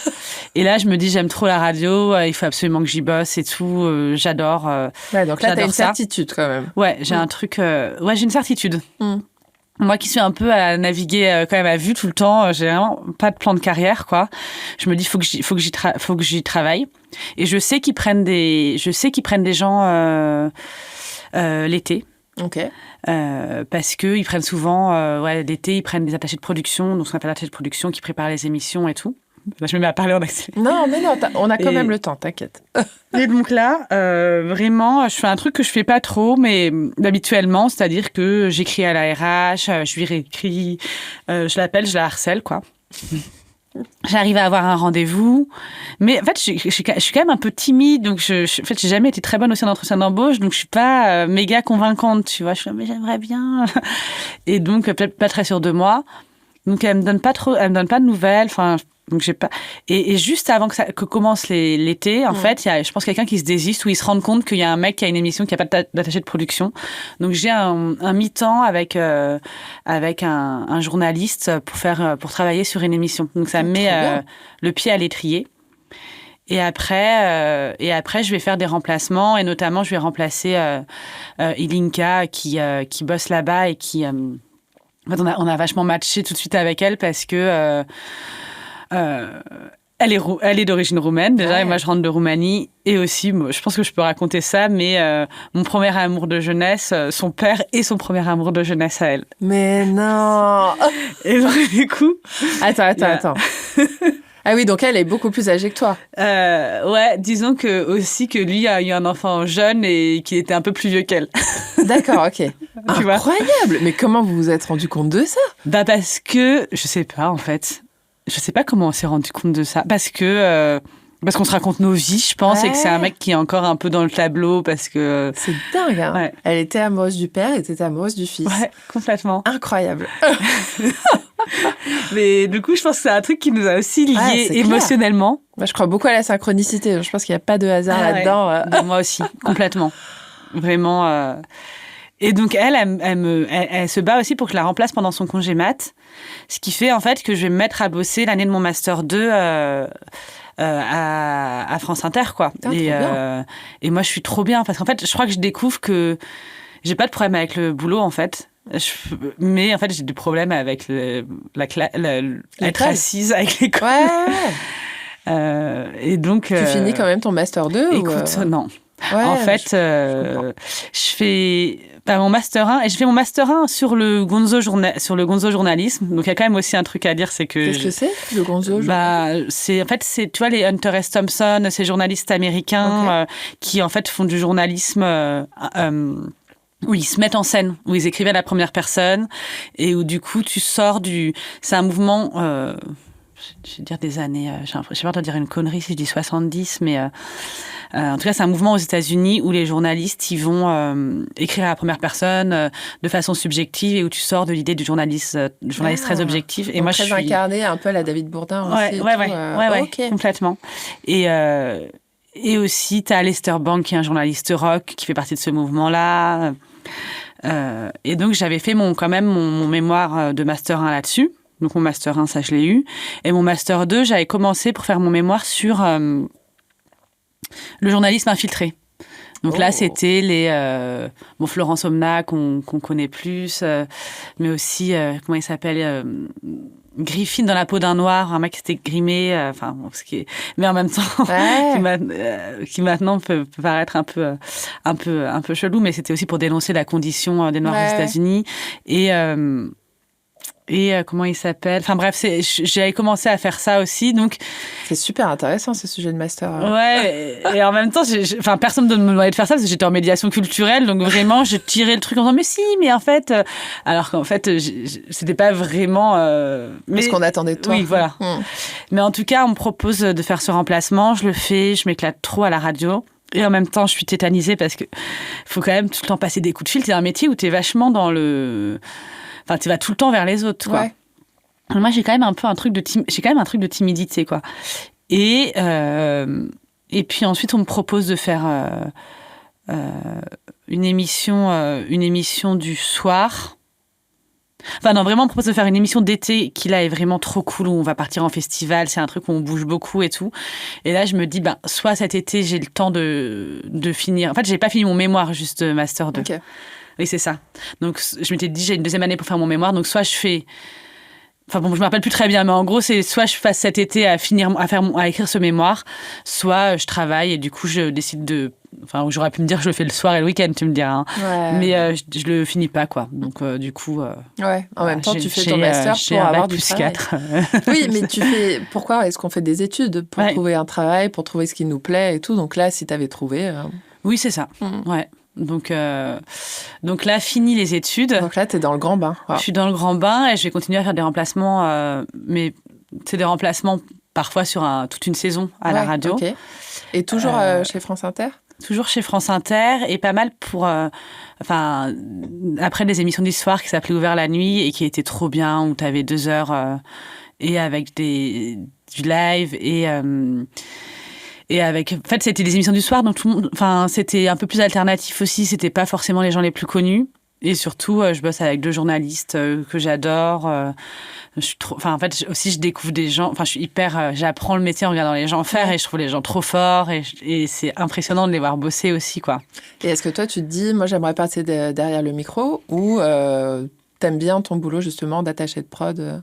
Franchement, je pense que je me dis pas ça parce que, en fait, je vois comment ils sont. Je m'identifie pas spécialement à eux. Enfin, je les trouve trop forts, tu vois. Donc, j'ai pas trop ce truc-là. Mais après, moi, à cette époque-là, je passe un concours. Donc, je commence un blog qui s'appelle Les Durs à cuire, où je fais des portraits de mangeurs. Donc, je rencontre des gens qui mangent des choses que je trouve un peu particulières ou cheloues, tu vois. Et j'écris leurs portraits en allant manger avec eux, soit au restaurant, soit chez eux. Ah, c'est dingue. Et comment ça te vient, cette idée? Je sais pas trop. Ou t'as vu quelqu'un manger un truc chelou? Non, mais en fait, c'est que je suis toujours un peu curieuse de ce que mangent les gens.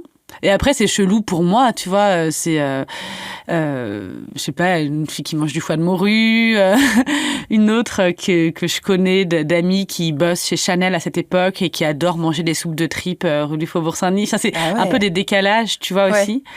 Et je raconte leur histoire.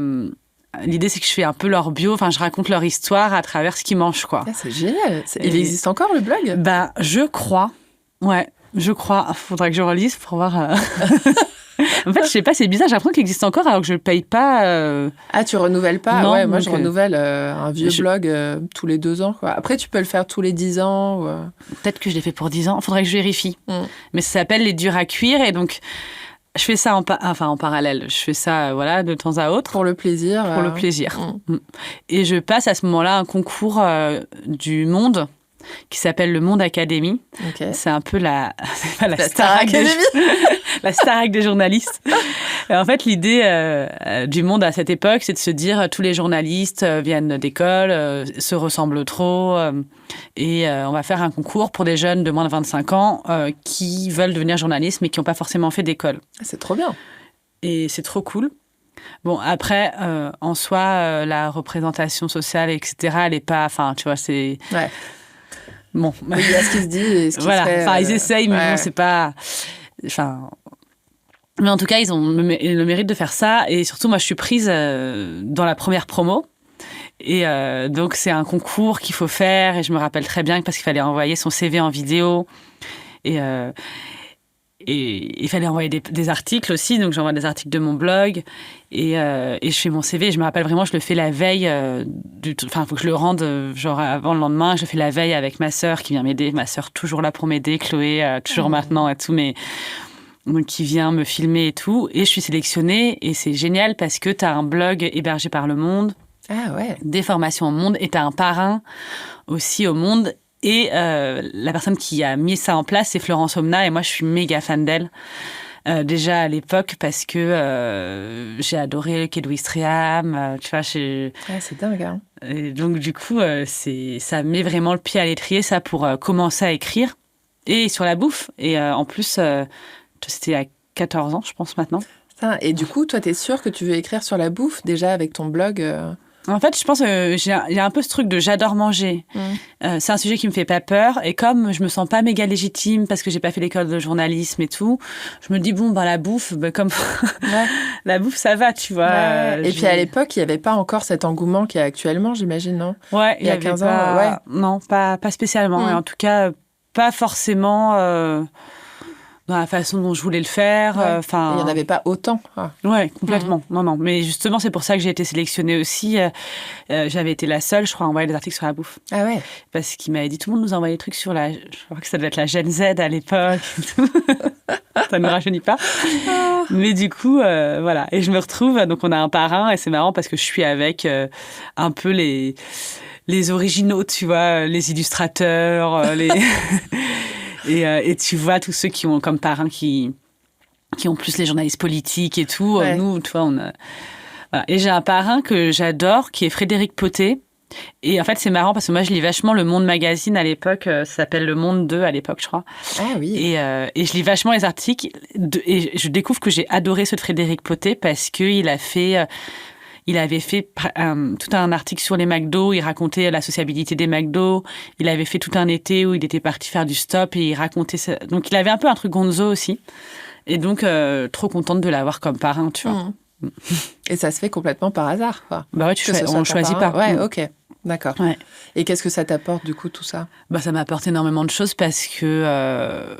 En fait, ça fait que j'ai un blog hébergé, ça fait que je publie des papiers dans Le Monde. Et le premier papier que je publie, c'est écrit à la première personne. Ce qui apparemment fait un peu débat et voilà, les gens sont pas hyper contents et tout. Attends, quand tu dis apparemment, c'est parce que les gens sont revenus vers toi? Ouais, après, c'est Florence Omna, je crois, qui m'avait dit ça. Ah, c'est vrai? Ouais. Et puis, je me rappelle, je publie aussi un truc sur les boucheries chevalines. C'est le moment où il y a le scandale de la viande de cheval. Ah ouais. Et donc, je suis un peu... Dans la lasagne Findus, c'était ça, ouais. Et là, je raconte un peu la fin des boucheries chevalines à Paris. Et c'est au moment où commence Chez Aline. Ah oui. Et moi, j'habite dans le quartier. Et donc, il y a un resto à Paris. Ouais, un resto qui, en fait, est dans une ancienne boucherie chevaline que moi, j'ai connue comme boucherie chevaline parce que j'habitais à côté. Ah. Et un jour, je passe devant et je vois qu'il y a une énorme file. Et je me dis, mais c'est hyper chelou. Pourquoi il y a tant de gens devant la boucherie chevaline? Il n'y a jamais personne, tu vois. Et en fait, ça raconte aussi la fin d'une époque. Et voilà. Et donc, je commence à faire mes premiers papiers. Et ça va vachement m'être utile parce qu'en fait, ensuite, on va me proposer d'écrire pour les Inrocks qui ont une page, qui commencent à avoir une page bouffe dans la page tendance. Et en fait, je vais me mettre à piger et à continuer à être attachée de production à la radio. Mais du coup, je vais commencer à écrire professionnellement sur l'alimentation. Et ça, c'est... Incroyable. C'est incroyable, c'est nouveau. Ah, c'est dingue. Donc là, ça fait quoi? Ça fait 15 ans que tu fais ça? Ouais, du coup, ça, j'avais 24 ans, je crois, donc ça fait 13 ans. Ouais. Et comment ça a évolué? Est-ce qu'il y a eu des moments forts ou des médias sur lesquels tu as travaillé que tu n'aurais jamais imaginé ou... Tout se fait un peu vraiment par des rencontres. Et en fait, ce qui est marrant, c'est que le fait d'avoir eu un groupe de musique, ça fait que finalement, ça va être mon meilleur réseau. Ah ouais? Parce que typiquement, je pense que le fooding, Enfin, même les Inrocks, c'est parce que aussi, il y a le mec enfin, je sais plus comment ça se fait, mais c'est un mec qui lui-même connaissait la musique, tu vois. Donc, il y a un peu ce truc-là. Ah ouais, donc ça t'aide qui me connaissait quand même, du monde de la musique. Donc, il y a un peu ce truc-là qui m'aide quand même vachement. Et donc là, je vais me mettre à écrire effectivement pour le fooding. Ça aussi, c'est un peu de la folie. Ça, je pense que je les avais contactés et j'ai rendez-vous avec le rédac chef de l'époque. Et, c'était qui à l'époque? C'était Alexandre Kama. Ouais. Et qui quand même me fait confiance parce que il me fait faire un test et il m'envoie à Toulouse. Direct. Ouais. Il m'envoie à Toulouse et ma sœur habite là-bas. Donc, j'avais dit, oui, je peux aller à Toulouse parce que je suis hébergée, je coûterai pas trop cher, nanana. Et les premières fois où je vais dans les restos, j'ai vraiment l'impression d'être en mode, tu sais, je ne vais pas du tout être discrète et en même temps, j'ai l'impression d'être un peu genre en mode incognito et tout. Je prends des petites notes. Je pense pas sur mon téléphone à l'époque, tu sais, je dois avoir un petit cahier comme ça et tout. Mais du coup, ça se voit dans le carnet. Je pense. Je sais plus comment je fais. Et tu vas manger toute seule au resto? Je vais manger toute seule. Moi, en fait, je suis hyper bonne élève. Enfin, là, on m'a dit d'aller toute seule, qu'il fallait pas dire qui j'étais et tout. Et en fait, je pense que je suis pas. Enfin, pour le coup, je connais pas trop le monde de la bouffe, donc je suis pas dans un truc de réseau de bouffe, d'être amie avec des chefs ou quoi que ce soit, tu vois. Moi, je suis vraiment en mode inspecteur secret qui arrive comme ça. Et après, comme je rentre. L'inspecteur du Michelin. Ouais, complètement. Et après, je rentre chez ma sœur et dès que je rentre, j'écris.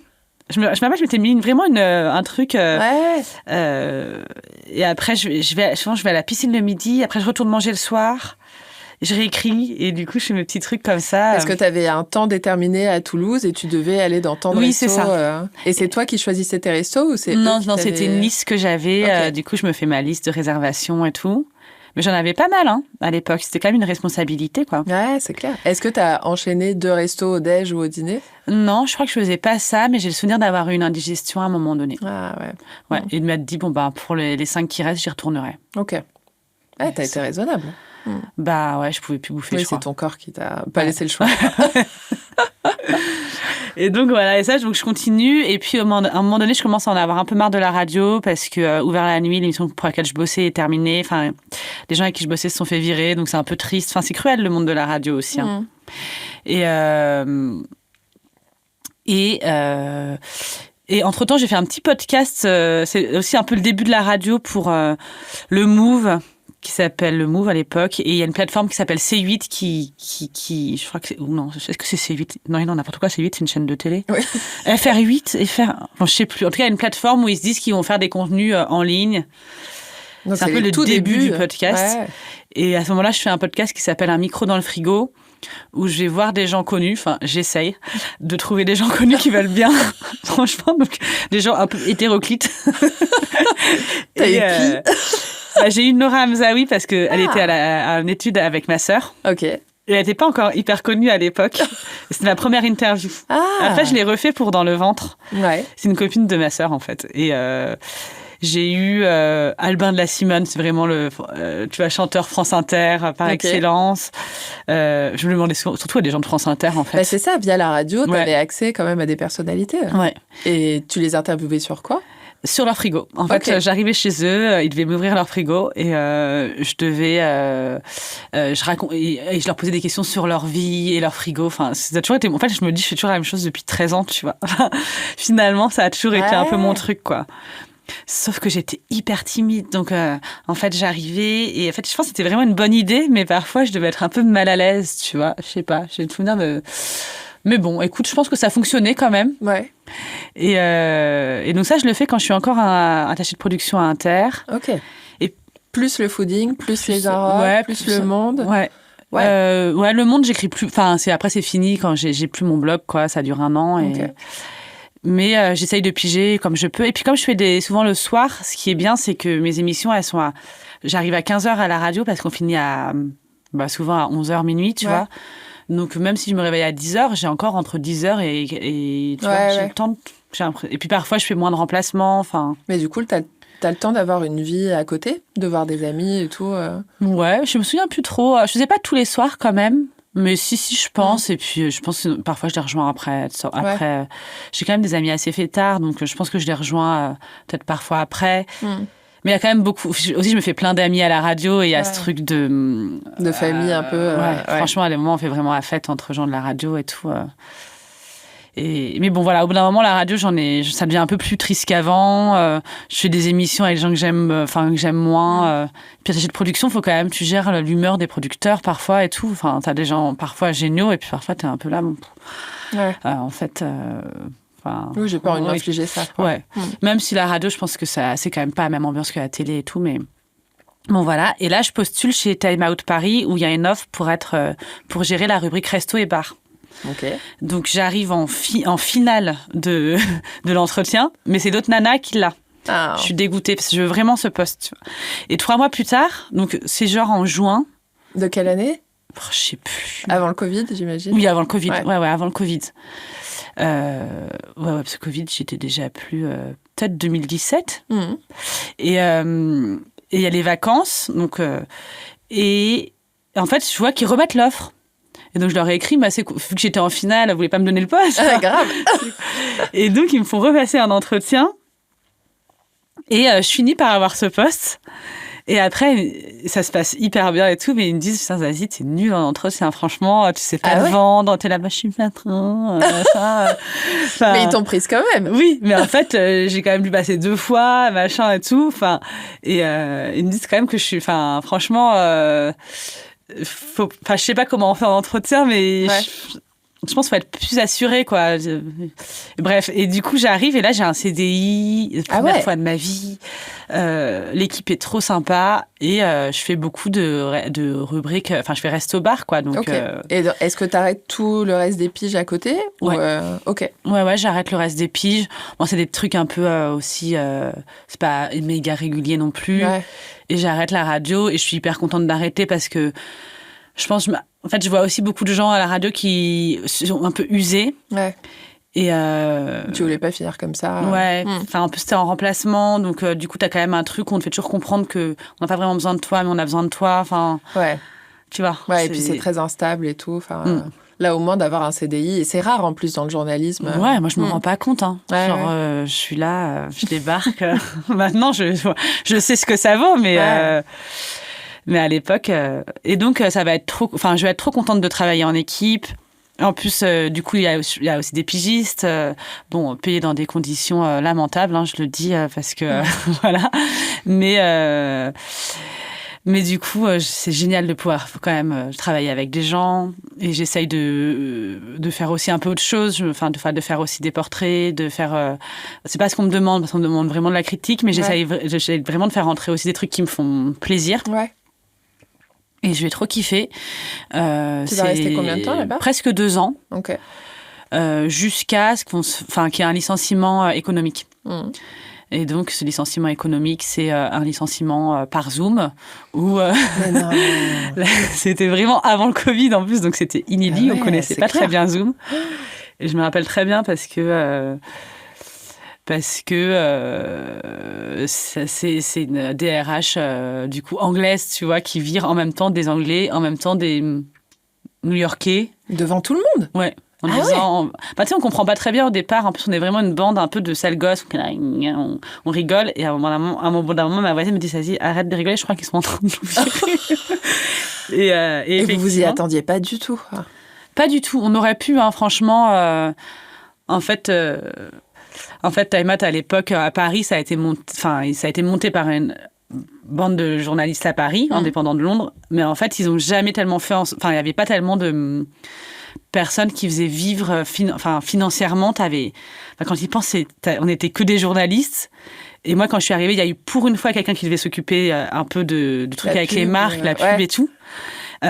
On faisait ce qu'on voulait. Donc, le mec du cinéma, c'était un espèce de mec qui voulait faire que des trucs sur les films, des vieux films en noir et blanc de réalisateurs polonais, inconnus. Je suis polonais, mais ça fait d'autres choses. Mais c'est pas de cinéma d'Europe de l'Est et tout. La meuf des fêtes, elle était géniale, mais elle était hyper pointue dans les trucs. Limite, ça faisait chier de parler de rock en scène, tu vois. Donc, tout le monde faisait ce qu'il voulait. Ouais. Et en même temps, on s'amusait trop et on travaillait, franchement. On pouvait avoir plein d'idées, ça a été génial, mais on aurait dû se douter qu'on allait tous se faire virer à un moment donné, tu vois.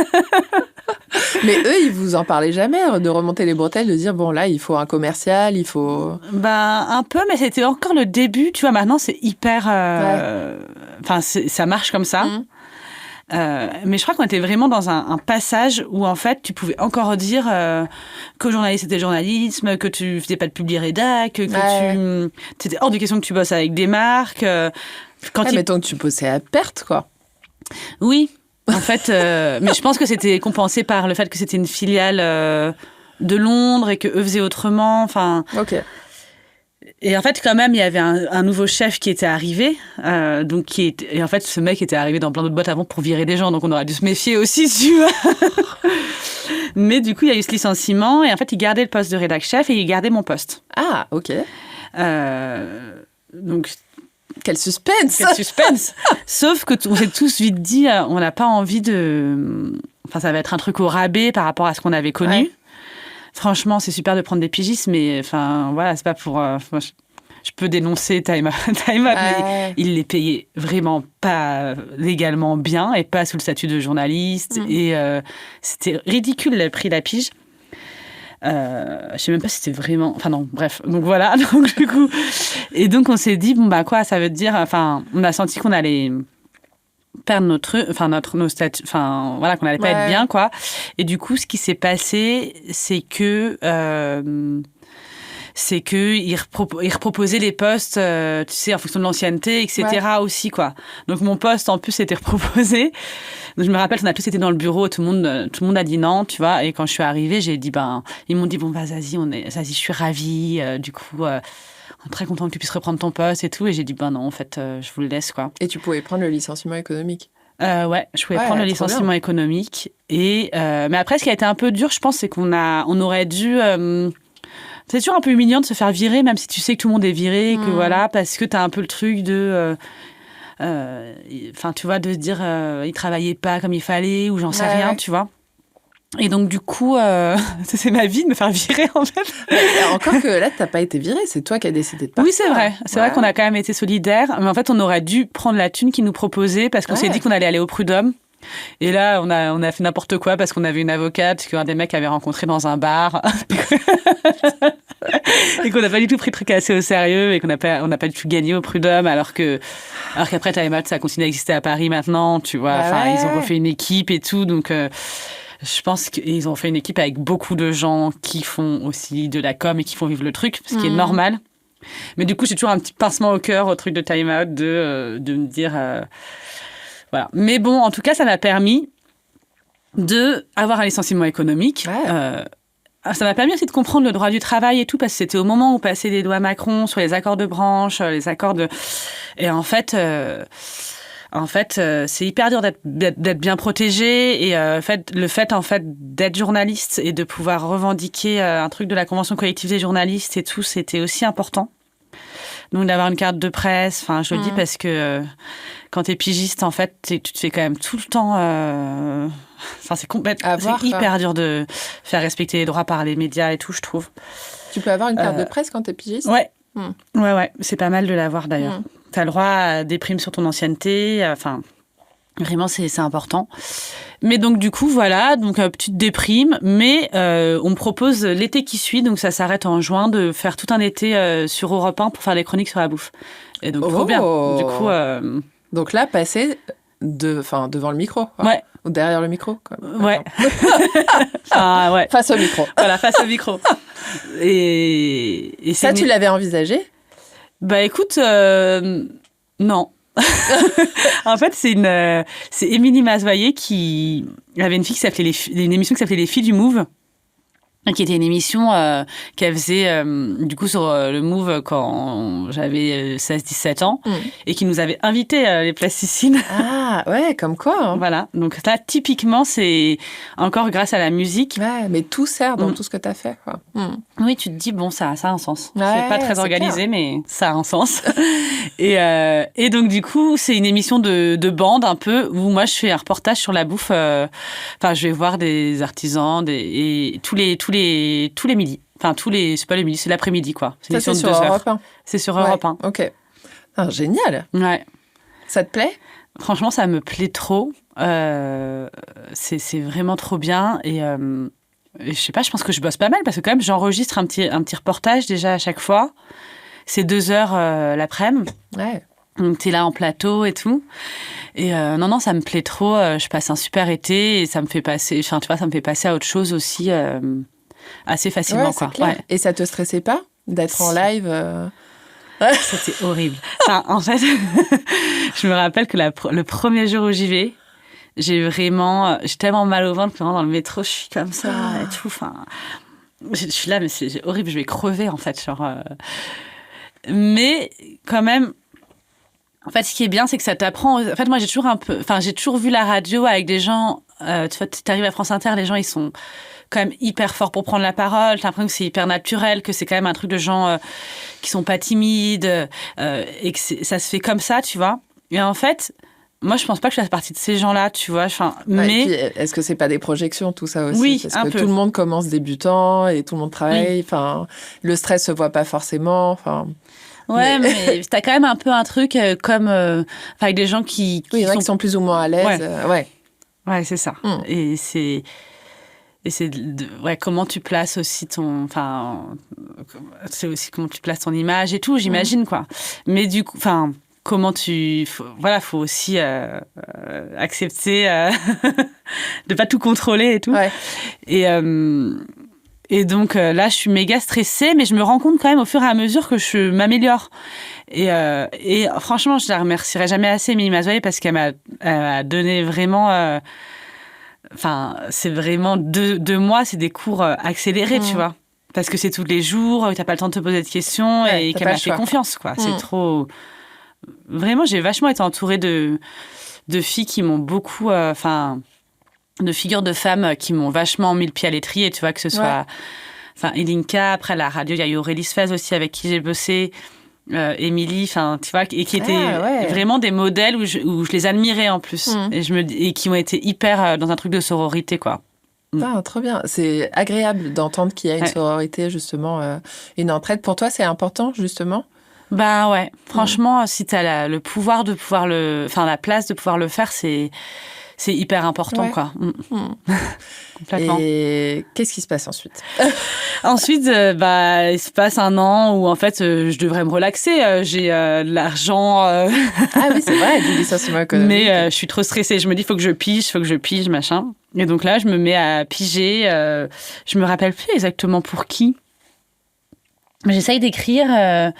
Et je commence aussi à faire mon podcast Casserole. Et c'est le début du podcast. Oui. Et en fait, c'est trop bien parce que du coup, je peux commencer à expérimenter. Donc, je fais casserole hyper important. Mais je précise aussi que je pige... je me dis qu'il faut que je pige. Donc, je pige pour des trucs complètement farfelus. À un moment donné, je pige pour pourquoi docteur sur des trucs, des sujets médicaux. C'est pas du tout mon truc. Mais c'est payé à la journée. Donc, je me dis au moins, je fais 4 jours, ça me paye, machin.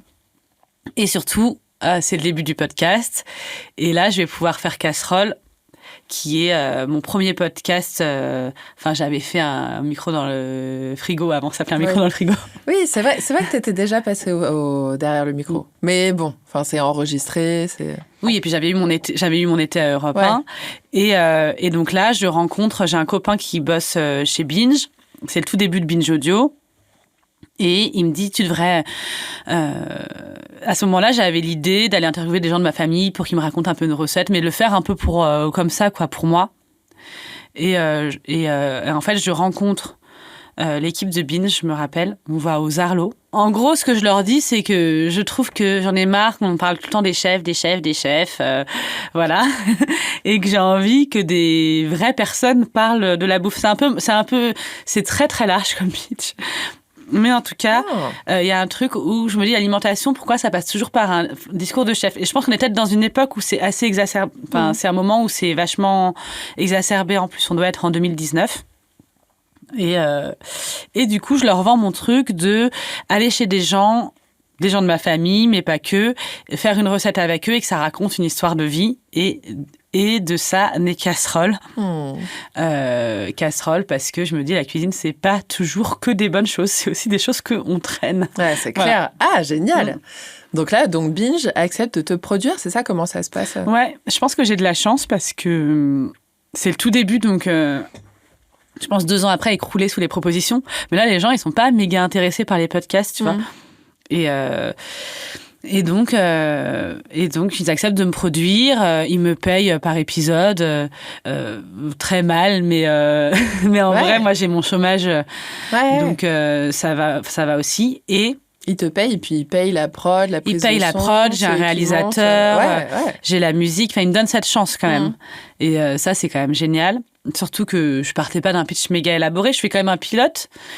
Et ils disent franchement, c'est chelou, on s'attendait pas du tout à ça, mais on aime bien.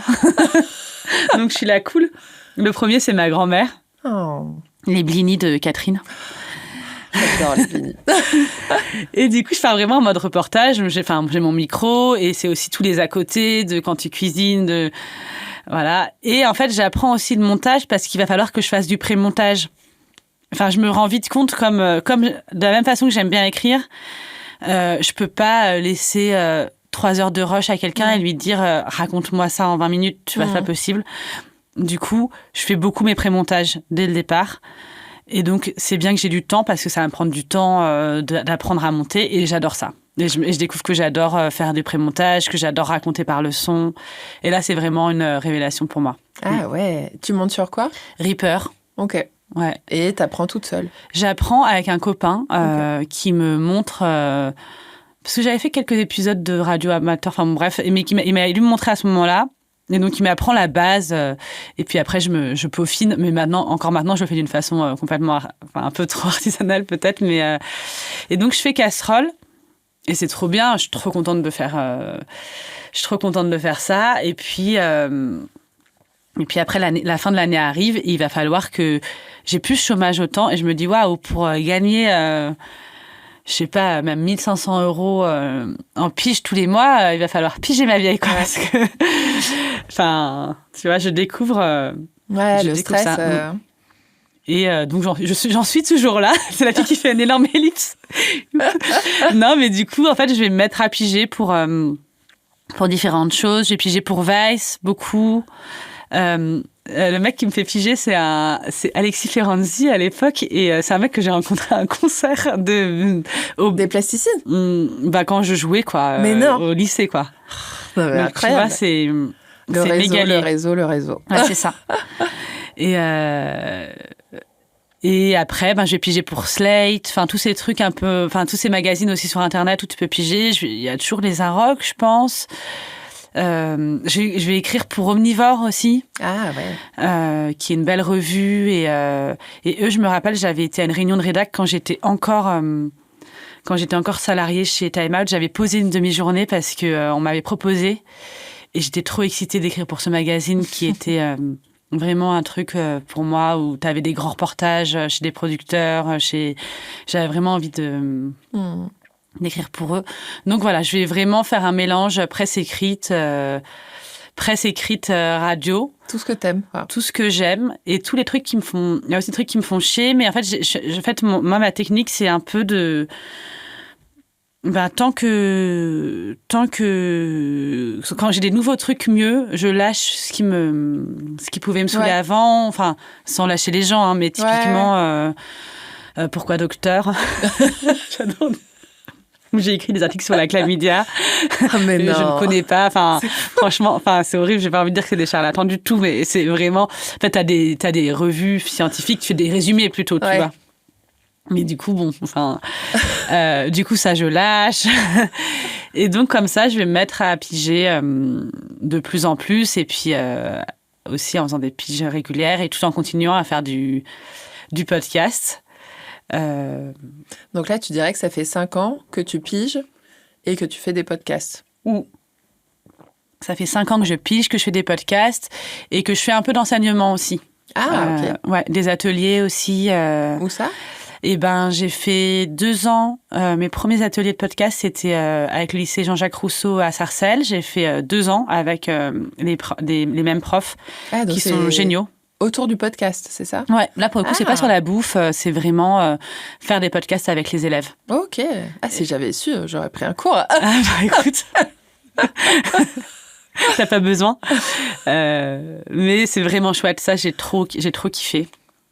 Et après, j'ai fait des ateliers avec les bibliothécaires de Sciences Po Paris, par exemple, pour qu'ils fassent leur podcast aussi. Ah ouais, génial. Plus dur que les élèves de Sarcelles, presque, parce que c'était un peu là, mais c'est quoi le podcast Mais franchement, c'était vraiment cool. Et après, peut-être je peux parler de un peu mon gros projet, un projet qui a été hyper important pour moi, c'est À la recherche de Jeanne. C'est le podcast que j'ai fait, qui est plus un podcast documentaire pour le coup, qui raconte mon histoire familiale et donc qui part d'un livre de recettes de mon arrière-grand-mère qui a été déportée et dont on connaît pas grand-chose, sauf qu'elle a été déportée dans la famille. Et une cousine retrouve le livre de recettes. Et ça va être le point de départ d'un podcast que j'ai fait pour Binge Audio. Et là aussi, ils ont été très cool parce que c'était vraiment un pitch assez nébuleux. Ouais. Ça a vraiment été génial parce que pour le coup, en termes de son, j'ai pu... ça a été et du reportage et des archives. Et ça a été joué aussi. Les archives ont été jouées. Ouais, je l'ai écouté. C'était très émouvant. Incroyable. Mais t'en as pas fait un livre aussi d'ailleurs ? Et ouais, j'en ai fait une bande dessinée aussi. Ça a été génial aussi parce que ça a été une super rencontre avec l'illustratrice Caroline Perron qui... en fait, j'aime bien quand même travailler à plusieurs. C'est ça qui me manque en ce moment. Et donc le livre, ça m'a aussi permis de faire pas mal d'ateliers, de rencontres dans des collèges. Okay. Parce qu'il y a pas mal de profs de troisième qui le... il y en a certains qui l'utilisent pour leur programme. Et notamment, l'année dernière, par exemple, j'ai fait tout un programme avec un collège de mon quartier où ils ont le nom de leur collège, c'est le nom d'une ancienne déportée qui est revenue et qui donnait souvent des ateliers dans le collège. Et donc, on a fait un peu une enquête sur cette femme en partant de Jeanne. Voilà. Donc, il y a aussi... En fait, c'est pas que finalement, ça m'a aussi permis de... sortir un tout petit peu de la bouffe à un moment donné, et ce qui m'a fait du bien, qui me fait du bien aussi, et de retourner aussi dans la famille. Et finalement, la famille, j'ai l'impression que ça a toujours été important, quoi. Ouais, quand même. Même casserole, quand tu l'as pitché, c'était les recettes de famille. Aussi, hein. Puis on a vu que tes sœurs aussi étaient hyper importantes, donc en fait, tu développes plein de choses autour des choses qui te parlent et qui t'animent. C'est trop beau. Et donc là, est-ce que tu as des projets pour la suite, des envies, ou est-ce que tu te laisses un peu porter par toutes ces piges, ces projets Là, je suis pas mal dans la pige en ce moment. Je fais pas mal de presse écrite. Donc là, tu passes avec qui en ce moment ? Je fais le Nouvel Obs et Le Monde. Ok. Et après, j'ai des projets parfois plus sporadiques. Tu vois, là, je viens d'écrire pour une revue qui s'appelle Flash aussi, c'est des formats un peu plus longs. Ok. Et ça, toujours autour de la gastronomie ? Toujours autour de la gastronomie.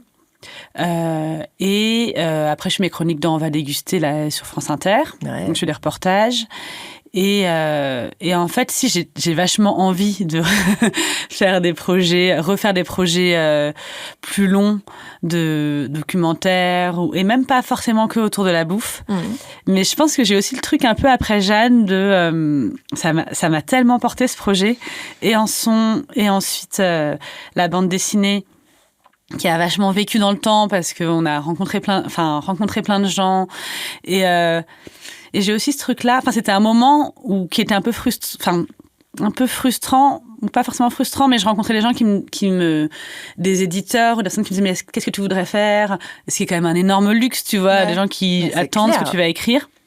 Et moi, j'étais là-bas, je sais pas. Tu vois, j'ai pas eu trop le truc de battre le fer tant qu'il était encore chaud. Mais si ça venait pas, c'est... Ouais, c'est ça. Et je pense aussi... moi, j'ai un peu ce truc-là, faut raconter des choses quand t'as des choses à raconter. Ouais, exactement. Parfois, je trouve on sollicite aussi les personnes, pas forcément... faut avoir l'envie, en fait, tu vois. Et donc là, j'ai des idées, mais il faut que je me relance dans quelque chose. Et je sais que ça viendra, mais je me suis pas mal mis la pression en me disant, voilà, j'ai plus d'idées. Machin. Et puis parfois, t'as le rythme de la pige, concrètement, financièrement. La presse écrite, ça prend pas mal de temps.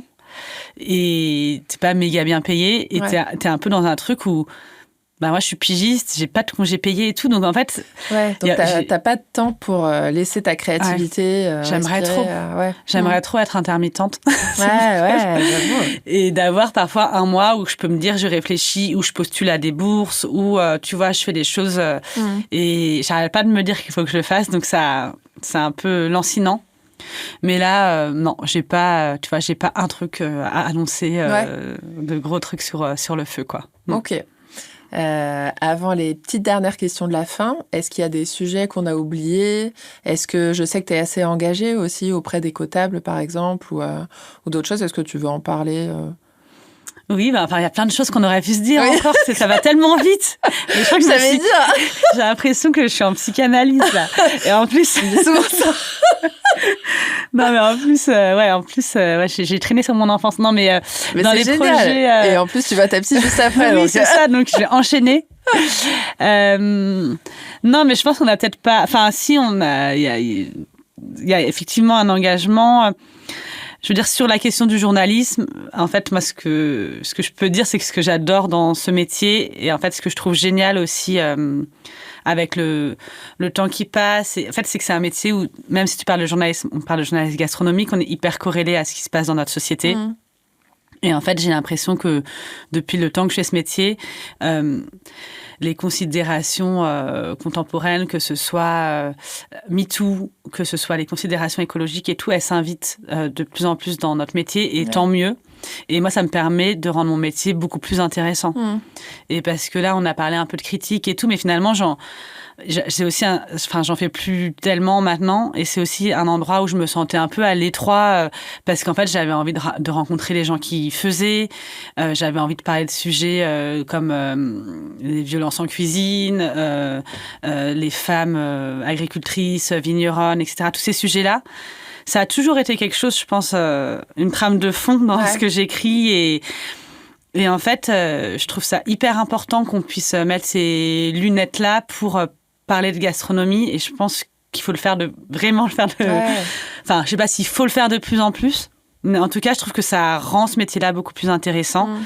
Et c'est pour ça que je trouve que c'est toujours passionnant ce métier, parce qu'il y a ces choses-là qui s'ajoutent. Oui, la société s'invite dans l'assiette. C'est ça, complètement. Mmh. Oh, génial. Elle était bien, cette phrase. Elle était super. Elle doit être tirée d'Émilie Lestari, un truc comme ça. C'est vrai, très forte, Émilie Lestari. C'est un bon exemple. Pour les questions de la fin, est-ce que tu conseillerais, quel endroit tu conseillerais, un endroit chouchou, un peu ta valeur sûre, que ce soit un resto, une épicerie, un coffee shop, ou vraiment le premier endroit auquel tu penses J'ai pensé à un endroit, mais j'aime bien ne pas le conseiller parce que... Pour pas qu'il y ait trop de monde. Ouais, bon, pas comme si j'allais... Pas qu'il y ait personne n'écoute le podcast. Non, mais là, comme ça, quand tu m'as dit coffee shop, je pense à un endroit que j'aime bien qui s'appelle Cafette. C'est mon endroit chouchou aussi. Ah oui. Bah ouais, franchement, c'est donc un couple, Adeline et Viette, qui le tiennent. Qui sont franco-vietnamiens tous les deux, et ils avaient un resto qui s'appelait Andy avant. Et en fait, que j'ai connu grâce à une bonne copine à moi qui s'appelle Alison, et qui organise notamment un food courte, qui fait partie d'une asso de Vietnamiens, où elle fait notamment tous les ans un espèce de rendez-vous où on peut venir manger plein de choses, qui est dans le 5e. Enfin bref. Ici Vietnam. Ici Vietnam. Ouais. Merci, j'avais fait le nom. J'étais là. Je vais essayer de le retrouver d'un côté de ma tête, et je vais continuer à parler de l'autre côté de ma tête, et ça va venir et tout, pas du tout. Et donc j'ai plein de mots trop bizarres, genre food court, alors pas du tout. Bref. Donc, après, il y a beaucoup de stands de bouffe sur la place Monge. Oui, c'est ça. Voilà. Et donc, c'est Alison qui me les a présentés la première fois. Donc c'est aussi, elle est assez amie avec eux. Et maintenant, ils ont leur coffee shop qui est super, parce que je trouve qu'il ressemble pas aux autres, en fait. Je sais pas comment dire. Il a vraiment son identité propre. C'est hyper bon ce qu'ils font à manger. Je ferais que je donne des exemples, mais je sais pas, elle est hyper bonne pâtissière, donc il y a des gâteaux pandan trop bons. Ouais, et d'inspiration vietnamienne. Voilà, d'inspiration vietnamienne. C'est vraiment... Les mochi cake. Ah oui, mochi cake. Il y a aussi le croissant banh mi, là. Ils font un croissant avec un œuf dedans et tout, c'est trop bon. Ou les turkey shakes à la vietnamienne. Ça, je les ai pas goûtés, je les goûte. Mais tu vois, j'adore, par exemple, typiquement cet endroit, si c'était près de chez moi, j'irais beaucoup trop. C'est pas assez près de chez moi, mais je trouve que c'est un super endroit, parce qu'il est vachement dans l'air du temps, et hyper authentiques. Eux sont adorables. Enfin, voilà. Non, mais on s'y sent trop bien. Je les ai tannés pour venir sur le podcast, mais ils préfèrent justement garder cette discrétion et qu'il n'y ait pas trop de monde, parce que quand ils ont fait des pop-up et tout, il y avait tellement de monde que c'est moins l'énergie qu'ils veulent proposer. Donc je respecte et je suis ravie parce qu'en fait, du coup, on a toujours une place pour s'installer.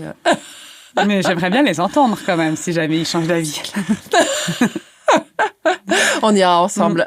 On sortira les micros sans qu'ils s'en rendent compte, parce que leur histoire est incroyable aussi. Du coup, on a été super lents sur cette question, mais ça va. Qu'est-ce que tu amènerais chez des amis qui t'invitent à déjeuner, dîner, quoi que ce soit, pour leur faire découvrir, que ce soit à manger ou à boire Je pense une bouteille de vin et parce que moi régulièrement, enfin quand je vais dans des salons, parfois je goûte du vin et c'est souvent des petits coups de cœur et donc j'achète les bouteilles et après je suis un peu là, bon, quand est-ce que je vais la partir? T'as pas envie de l'amener à une soirée et que personne la boive à la fin parce que t'as toujours l'histoire du vigneron ou les vignerons que t'as été voir et tout. Et donc j'aime bien parce que j'aime bien amener du vin dont j'ai rencontré les vignerons et raconter l'histoire. Et raconter l'histoire et c'est meilleur quoi. Ouais, c'est clair. Dans le podcast, j'interviewe des gens qui passent à l'action et qui écoutent leur cœur malgré les peurs. Déjà, est-ce que toi, tu as eu peur pendant tout ce chemin, toute ton histoire ? Tout le temps. Franchement, tout le temps. Et je me disais, je sais pas si j'avais entendu cette phrase quelque part et tout, mais en tout cas, je me la suis pas mal appliquée. Je me disais, tu peux pas ne pas faire quelque chose parce que tu as peur.